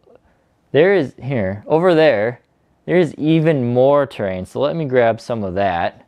Let me go back to a front cam here. Battle report front cam. Let me slide over here. So we also have 2 more massive pieces. I mean, these, as you can see, are just, oop. It's a piece. Oh, what do we got in here? Oh, we got a sandbag. Okay, so just even more pieces of terrain that are cool. Big, so I probably won't use these in actual battle reports because they do take up a lot of the footprint. I'll probably save these for more narrative-based stuff.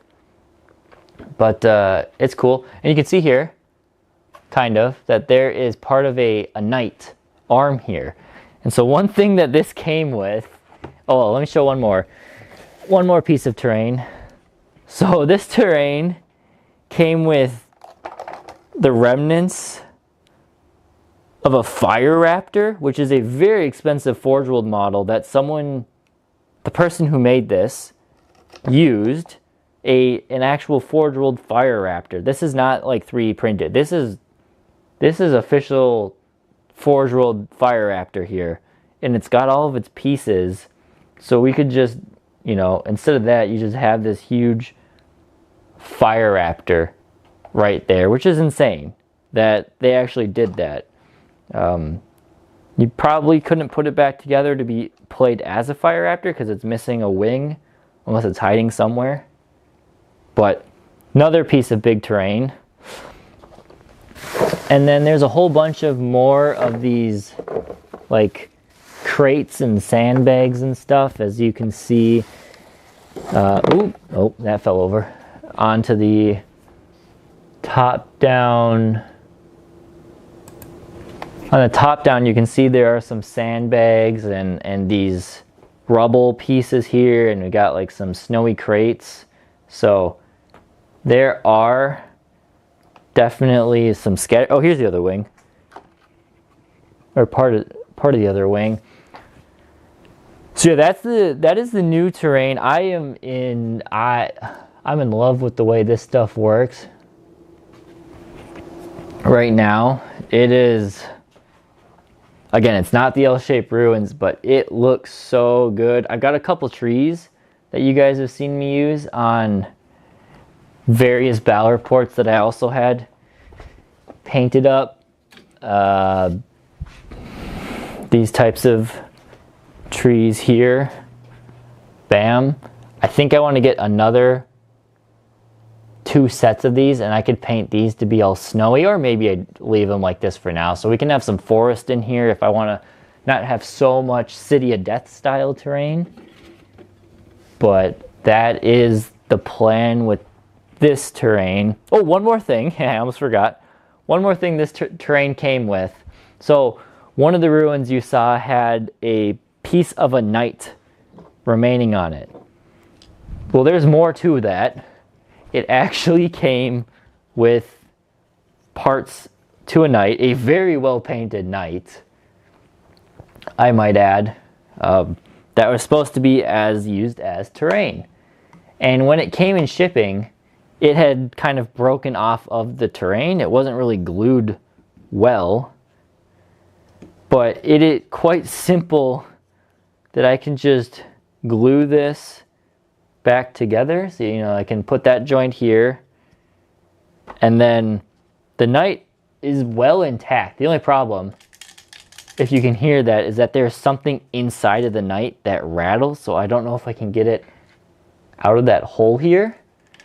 But if I can do this, and then this can sit on here, and out of that, sorry, shoot, that lighting's not all that great, is it? Well, let me get a light here quickly. Light. Where's some extra light? There we go. Does that help? That kind of helps there. There. So you can see the the knight here is actually in good condition. It's beat up and cracked and covered in snow, but I kind of like that effect. So I just need to get, you know, an arm for each of them, for each of it, and then I can have a second knight if I want to actually have the knight running around and the base. Which is awesome because I've wanted a few more knights just to have them as more of a thematic thing running around on the tabletop. Alright, so what are you guys saying in chat here?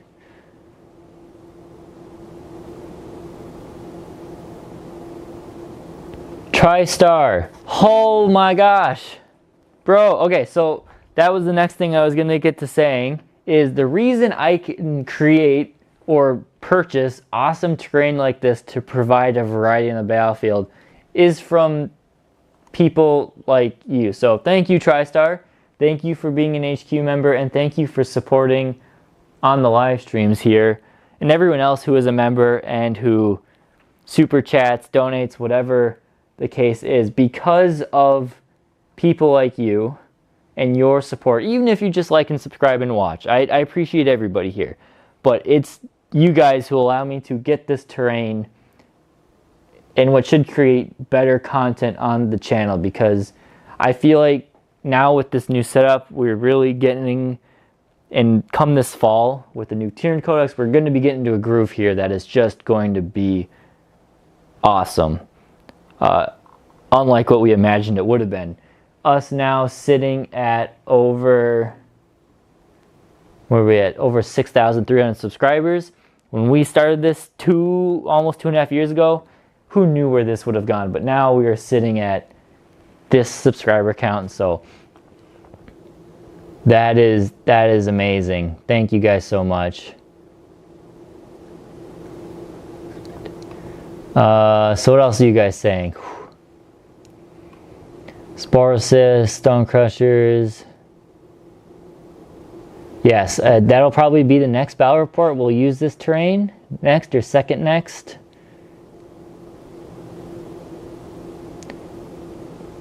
I like it.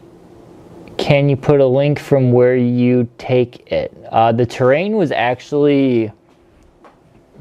was custom built, not by me, but by somebody else.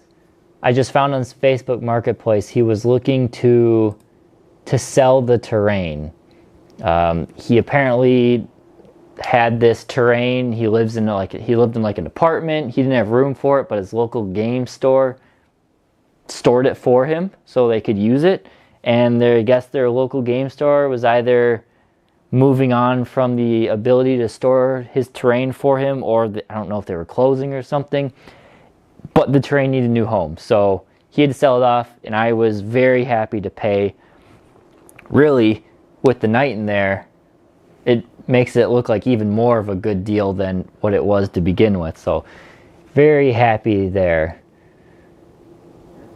I like soup kettles as objective markers. Best. Retrieve objective, yeah, retrieve, that would be a great narrative one. Retrieve your data, retrieve any fallen comrade from the fallen fire raptor through this city. That's a great idea there.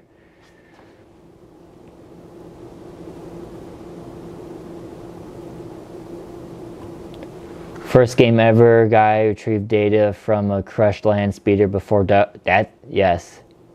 That sounds similar to me though.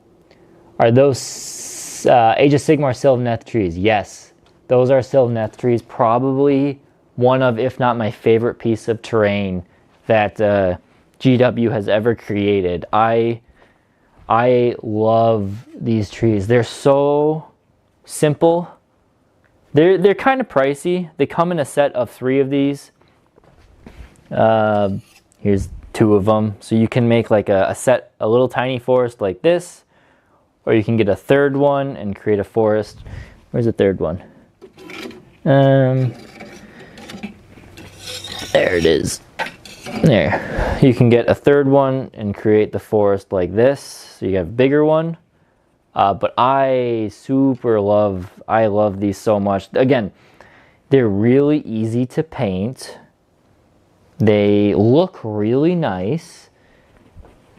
And they're durable. They're not like some of those other trees where you worry that you're going to, you know, break them if you hit them too hard, or if they fall over, whatever. They're hefty and they're durable. You do pay. They're like $22 a tree or something after tax. So they do add up in price. But I think they're absolutely worth it in that regard. Let's go to front cam here.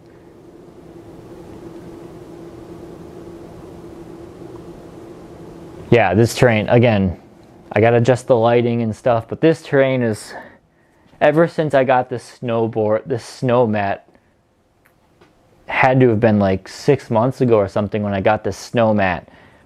This was the terrain, this was the style of terrain I was envisioning for this game. And I never had time to put anything together to find out how to do this to make it look nice. And as soon as I saw this, I was like, I need it now.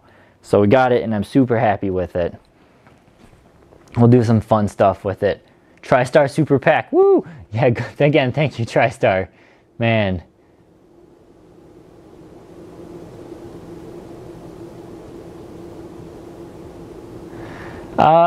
Ninth edition had a lesser known 4-player mode where each army started within a table's quarter with one object in the middle, and you ever give it a go and see what happens. That could be something that could be fun in 10th edition. We could do that could be a fun live stream battle, a fun 4-player. Would you guys be interested in seeing that? A 4-way live stream. Each of us has like, I don't know, 500, 750 points or something like that. And we have our quarter. And we just do a last man standing or something like that. Some sort of narrative event. That could be fun. I could be down for that. Do Tyranids dislike the snow? I don't think Tyranids dislike the snow at all. Maybe. I think they would adapt just fine. I mean, High Fleet Behemoth was fought in the snow. That was the iconic first Tyrannic war was all snowy. You can do some cool things with that. Have the blood flicked onto the snow. I think I'll keep this clean, but I don't think Tyranids mind snow. You could have some cool adaptations where they're, you know, they love the cold and they can do significant things. Maybe they, you know, all white camouflage Tyranids. That would be spooky. I think I've seen people do that, do carapace where the carapace is white and the skin is like a dark gray. So they kind of, you know, blend in. You could do ice blue if you wanted to for that. That would look really cool. Really, really cool. Do you see Termagants getting a leader? Maybe a Termagant being able to... I don't. That would be cool, but I think that would be many years down the road to get a leader Termagant unit of sorts. Maybe. Maybe. Okay, so a live streamed 4-player event. I would be partaking probably, so that would be me. We can get Matt. We can get Calvin and Connor or Sam. We got options. We'll make sure we all have different armies. We'll have Tyranids, Necrons or Custodes or Grey Knights. Oh, you can also see I got the extra shelves in there. Still waiting on the logo. I want to have that. Man, I really got to adjust that lighting. That'll be on my list of things to do later today. Is adjust the lighting here. I think I got to dampen the overhead lights or soften them. But yeah, okay. Duly noted that sometime in the future here, we'll do a 4-player live stream event. I like it. Okay, we'll do that. I like that. Thank you guys. Awesome ideas. Awesome ideas.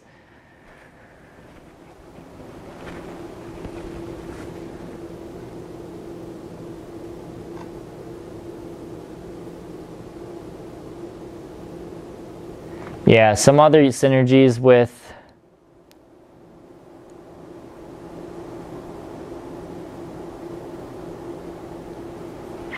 Well, thank you, Branded Heart.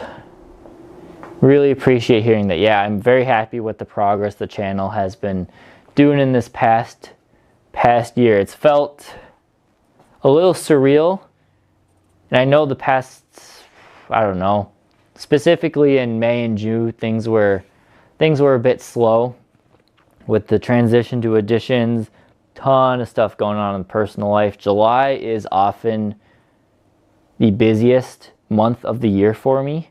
We often have, that's kind of our vacation month where we save our vacation and do a trip or two in July. Go up north, relax. Work is always kind of calm, so we take advantage of that and just hang out, relax. And this year, the studio transition with a puppy, things have been hectic. But like I said, as the weather starts to cool and fall rolls around, plans start to dwindle, 40k starts to grow on here, and we will have a lot of fun. Okay. Yes, I like that. All right, cool. So yeah, this is the terrain. It's great. I love it. I'll do some narrative events on it. Got some good. Oh, I'm excited. I'm really looking forward to playing on this. I'm really excited to get this knight working. My only issue is painting this knight to match what it is going to be tricky. But I know some local commission guys who would know how to do that. So that's there. All right, let me give you a top down again while I move my camera back into position. I don't have cameras everywhere. I have to use multi-purpose them. So that is okay. All right, so then this one sits right here. And then I sit down right here. Perfect. Good enough. All right, so we'll go back to my chat here. All right, so that's the terrain. Maybe I'll do like a little showcase video of it here soon, hopefully. Again, I got a lot of ideas for videos. I just got to pump them out because they take time.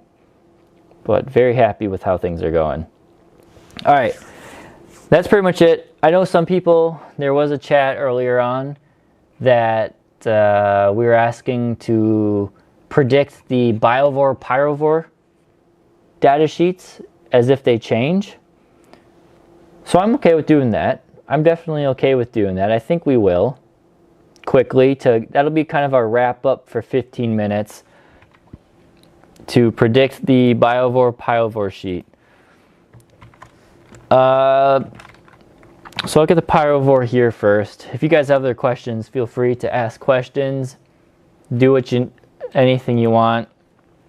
Let me pull up the current Pyrovore just so we have it as a reference. What do we got? Downloads.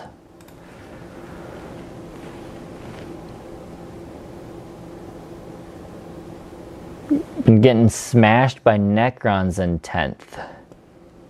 Playing Swarm List. Oh, Necrons do have a lot of a high volume of low strength shots, so that does make sense. Yeah, I can see that being an issue. I think Zoanthropes, again, I don't want to say Zoanthropes are just the key to everything, but Zoanthropes do match well into Necrons, just because that blast variance is very good against them.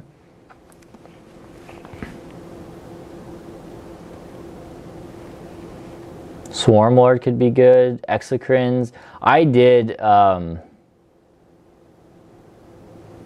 yes. Carnifex has got that perfect. That reanimation stratagem is huge. If you can make that cost 1 extra CP, that will slow Necrons down considerably. The fact that Necrons can reanimate, and when they do, they spill over wounds so they can heal a guy to full and then bring another one back is disgusting with the strat. Shadow in the Warp, causing battle shock as much as possible to slow down reanimations also is a very good one there as well. Again, you can't really tech into Shadow in the Warp too much beyond just, did I pass it? Beyond just bringing a Neuro Tyrant. There we are.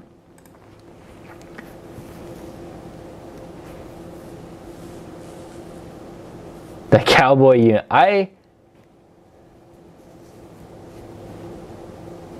Yeah, I've heard he's quite terrifying, actually. I have not, Connor doesn't have one. I haven't gone up against one. But I heard he's quite terrifying. And it's just dropping things left and right.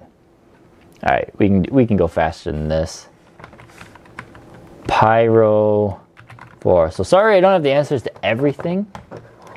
10th edition is still new, so Pyro 4. What the heck? Okay.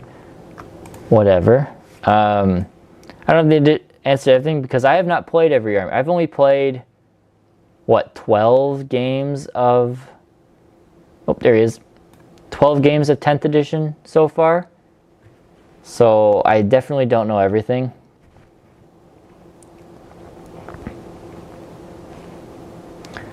But yeah. Spore Mine secondary scoring is bound to stay intact until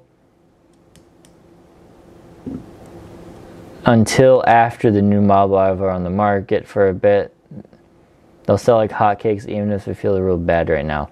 Yeah, probably unless they just totally. I don't know. I don't want it to, but you're probably right. All right, so here's our current Pyrovore. Do I have one? He's over there. I don't want to go get him. I have 4 of them. But, so what do I think the Pyrovore will be? I'm thinking the 5 inches is going to stay. Do we need a picture of the new one? We need some... Ooh. Pyrovore. Tyranid Pyrovore. There we go. Give me that beauty. Oh, that's kind of cool. Popped up over there. Look at that. The biggest question is the base size on this thing. I think he's going to be sitting on a bigger base than he is now. I don't think Tyranids have anything that sits on the base size that he is.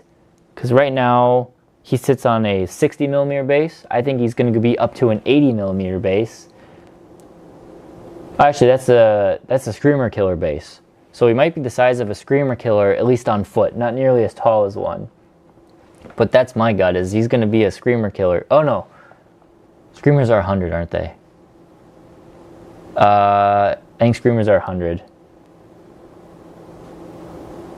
So they'll be in between a Screamer and a current Pyrovore.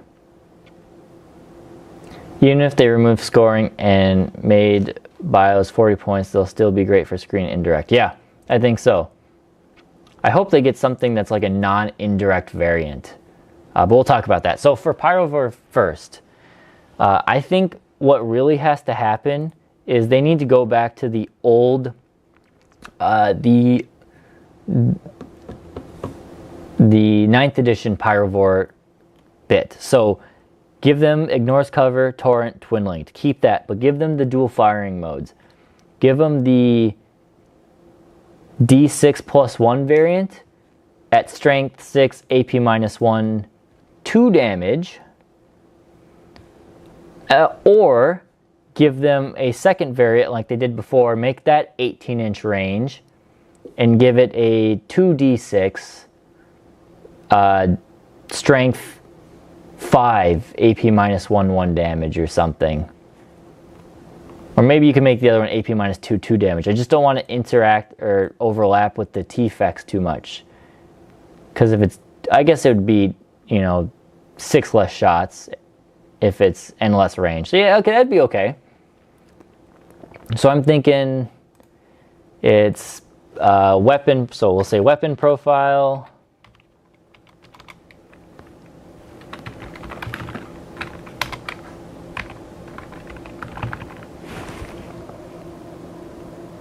I was hearing something weird up there.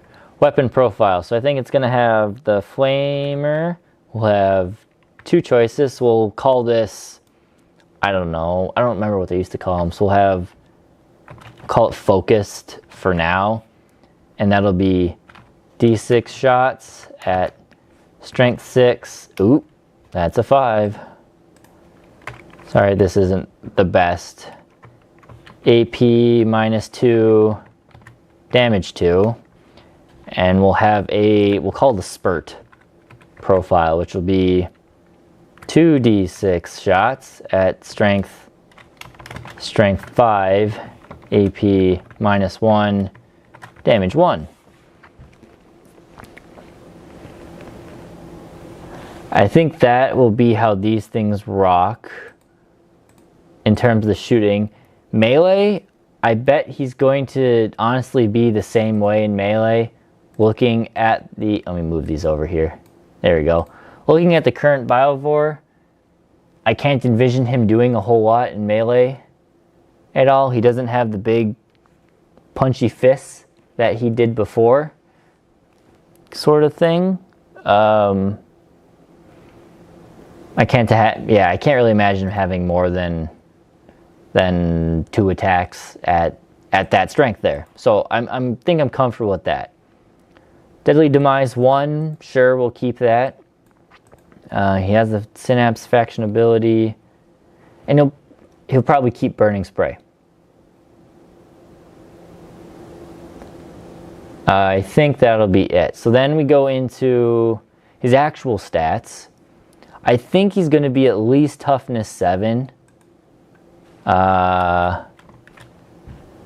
Biovore, Toughness 7. Toughness will be 7. It could be 8. I'll say 7 or 8. It's going to be less than a Psychophage, and a Psychophage is 9. So less than a Psychophage because he's smaller than a Psychophage, but bigger than where he currently is. So Toughness 7 or 8, definitely. 3-up save, I think we all agree that he's going to have a 2+ save in this. I think he will, maybe he'll have a 3-up save because of that. Nah, I think he's 2-up save, definitely. Wounds only 4. I think he's going to get a bump. If he's getting bigger, I think he's going to have, what, 6 wounds, you guys think? Neurotyrant is T8, that's true. Yeah, okay, we'll call him T8. I just think he has to be small, less than a Psychophage. So we'll call it Toughness 8. 2-up save, 6 wounds. Maybe more, but I like 6. Lead 8. Leadership 8 and OC of 2? He's infantry. Do you think he'll gain the monster keyword? That would be interesting. Do we think Psychophage is down here? Yeah. He's OC3. He has the monster keyword.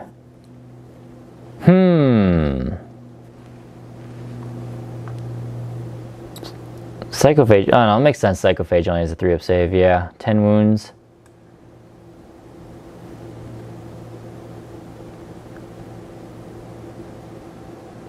Oop, too far. Yeah, I understand the not being optimistic about the 2-up save. I like to think, though,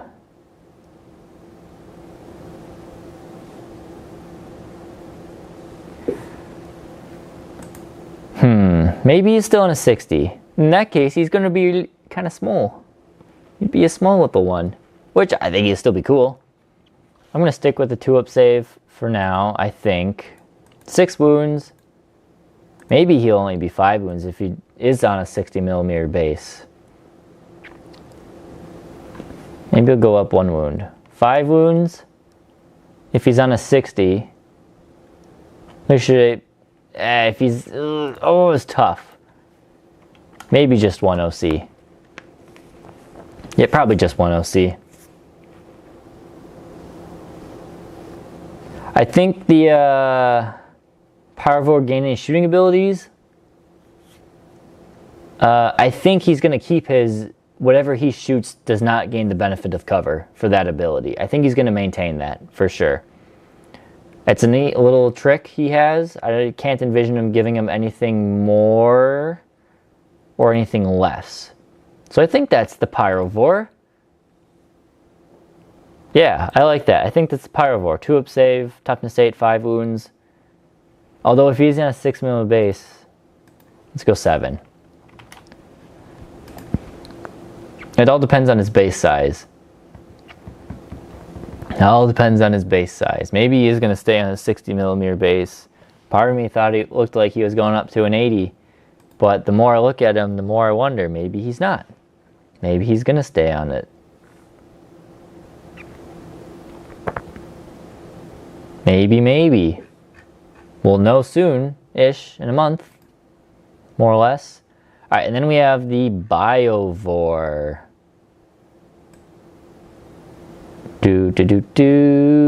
Biovore. Oh. Alright. The Biovore. Now let's go here, even though they look pretty much the same. Oh wait, there he is. Bam. Okay. So Mr. Biovore here. I agree, Zachary. I love the new look of him. I didn't mind the old Pyrovore at all. I thought he was fine. If he looked almost the same, totally been okay. But I do like this look for the new Pyrovore. So I didn't touch on their move. I think their move will stay the same. 5 inches. I think it'll stay the same. We'll go down here. I'll do the Biovore as well.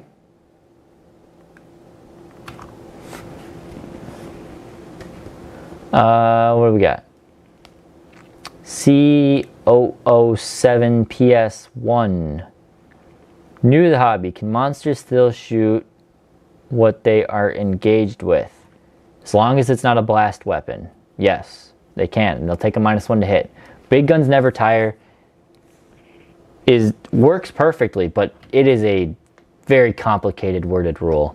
Very complicated wording, but it works. When it works, when you get it down, it works.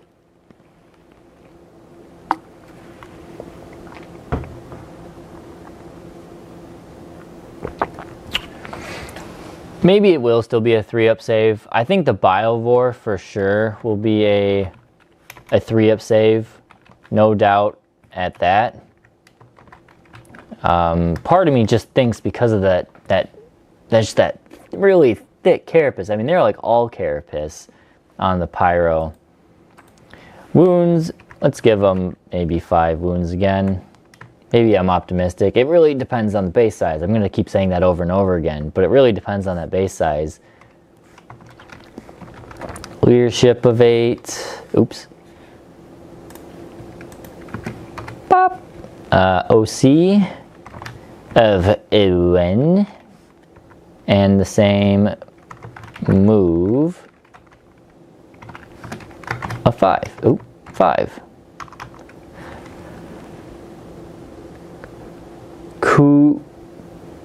Scooper. Oh, okay. Got it. Thank you. So weapon profile. This is where we're really looking here. Is it going to be just shoot the spore mine and it does blast, devastating wounds, heavy, indirect fire? Does it just, is that all it's going to be? Is that all it's going to be, is just that? I don't want to think that that is all it's going to be. Looking at this. I mean, not knowing a spore mine comes out of that cannon there, it looks like it's just a Tyranid railgun. Is what that's what I envision there. It just looks like launches off a spore mine. So maybe it'll be a little bit better. Maybe. Let's get wild here. This thing could have, I like the D3 shots. I like blast. I like devastating wounds. I like heavy, and I like indirect fire. I like all of that on the Bio 4.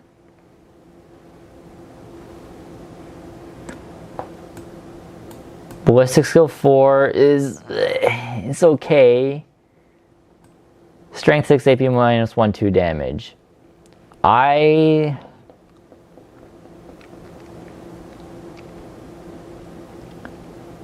think, now what I think and what they're actually going to do, I don't know. This one I'm really torn on what they would do. I would like them to give it like a like an anti-tank 4+ or something on this thing. So then the devastating wounds triggers. And then I would like to make it 3 damage.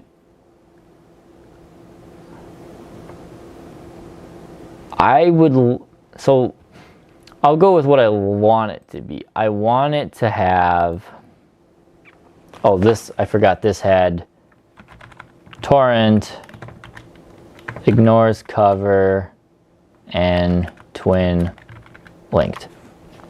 For here, the Spore Launcher, I think it would have, I keep it with blast, keep it with heavy, keep the dev wounds on it, but I would really like to see an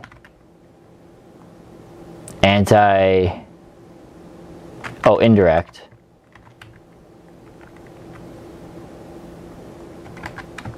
Indirect.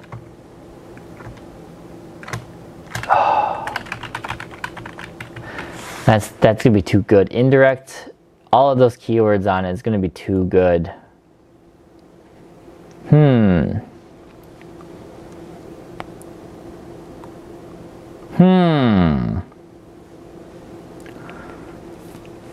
Do we think they'll fix the Spore? I think they will fix the Spore Mine scoring, saying they can't. Maybe they will. Maybe they won't. I don't know. My gut says they will, but my gut also said they would have done that, you know, 2 weeks ago when they made the change to a lot of the other armies. So I don't know. I'm torn. So it can just still spawn Spore Mines. This just doesn't look like it can fire indirectly.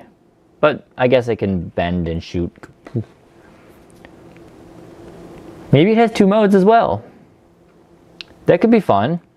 What if it also had an indirect mode and a non-indirect mode? So what if it had this, and it was just the same profile?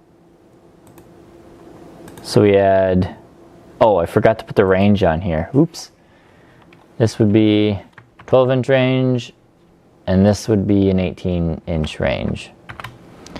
So if we had Spore Launcher, so this would be, we'll call this indirect profile. It's got to still be able to make Spore Mines, yeah.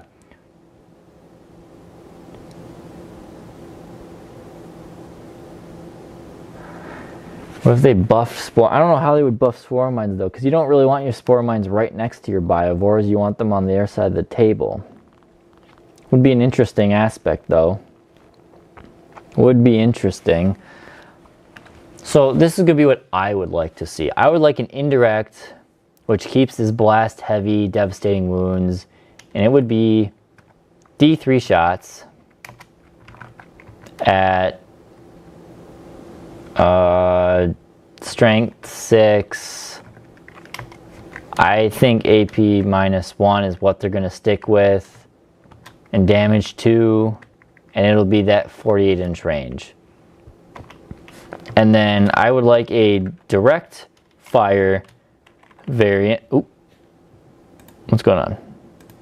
A direct fire variant, and it would be D3 shots. Shots. I didn't spell, I didn't put the T in shot. Shot, shot, shot, shot, shot. Okay. And I think the direct fire could be like a strength 9, AP -2, damage 3, and then make it only 36-inch range, which actually it doesn't quite make sense why it can shoot.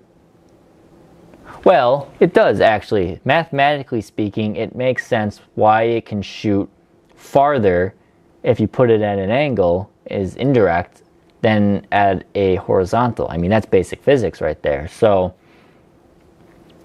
36-inch range, strength 9, AP -2, D flat 3 damage. That's not D3. Flat 3 damage, 36-inch range.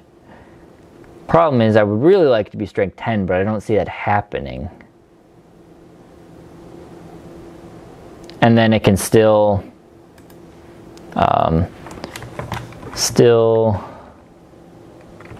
this guy still causes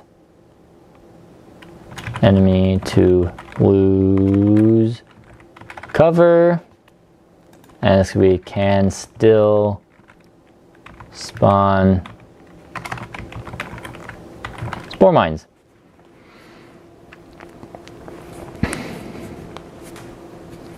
So yeah, that's my thoughts. This is what I would like. Will they just make it be the exact same profile as it is now? No direct mode? Maybe. Maybe they'll be pretty lame at that aspect. I don't know. That's a good point. We don't know if they can be taken in units still or not. My hope is that they can still be taken in units of 3. But if they're individual, then they need to have a substantial ramp up in damage, I think. If they can only be taken individually, a substantial ramp up in damage. But my gut says they'll still be able to be taken in 3s. Or maybe 2s. But it all depends on the size. GW did an annoyingly decent job at not showing too many comparison images. I'm convinced they're on 80mm bases. Maybe if I'm wrong, I'm wrong. But I'm convinced it's 80mm bases. So maybe they'll only take one. And if they only take one, then maybe having this be a strength 10 AP, I'm being realistic with myself. Strength 9, AP -2, D3 damage. For like, I don't know, make it like 50 points or something, 55 points. D3 shots. It reminds me a lot of the demons. They're exalted flamers is kind of what these guys remind me of. Just a single model that walks around and shoots. Has some sort of supporting. This one obviously doesn't have too much supporting, but unless you use it like a mobile platform. I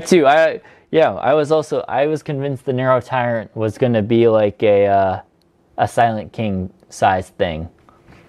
So I guess if it is on a 60mm base, that's good. But I wouldn't be surprised if it's still a 60mm base. But that image they showed us of it next to a Neurogaunt made me think it was going to be bigger. And then if it was a bigger base, that would kind of force some people to buy them because they couldn't just simply use their old ones. I don't know. All I know is I'm going to buy at least 2 of these to start, and I'm going to see if we can magnetize them. Because if we can magnetize them, you buy 3 or 4 of them, magnetize them up, and then you're good. Or you could at least magnetize 2 or 1, buy 3 of them, make one a pyro, make one a bio, and magnetize one, or I don't know. I don't think they'll be too difficult to magnetize. Maybe they will be. It depends on what pieces of the gun are going to be reused and how they're going to be reused. Is this thing, this tail thing, attached to the gun? Or is it not? Because then you just magnetize that on and off, maybe. Maybe not. Maybe you're just going to have to buy a couple of them and not magnetize them. The body clearly is the same, but they've got these little support limbs here, which makes me wonder, because this one clearly doesn't have them. It's got this tail. Yeah, I don't know. I don't know. I'm excited to see them and have them in my hand. Ooh, that's a cool little paint scheme. Neato. All right, well, I think we have passed 2 hours. We've passed almost 2 hours, 15 minutes. I think that's good for today. Got some other things I want to get done. Work on some stuff back here, as you guys saw, and some various other things around the house. So I think we will call that there. Thank you guys for watching. Thank you, TriStar, for the amazing super chat donation there. Really appreciate that. All of you who have liked, subscribed, staying up to date on our content. Really appreciate all of you guys talking here, and we'll keep doing these sporadically here and there. I do like the idea of doing a 4-person game. I apologize, I don't remember who came up with that idea. See if I can find it here quickly.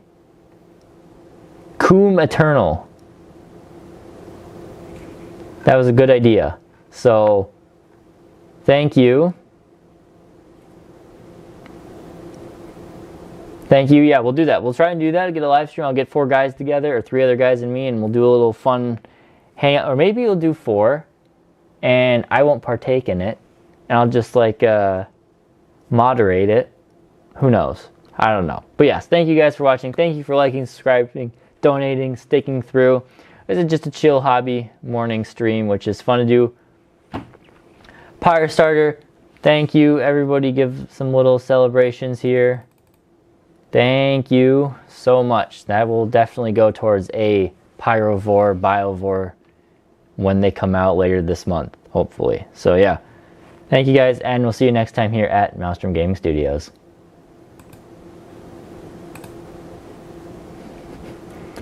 All right.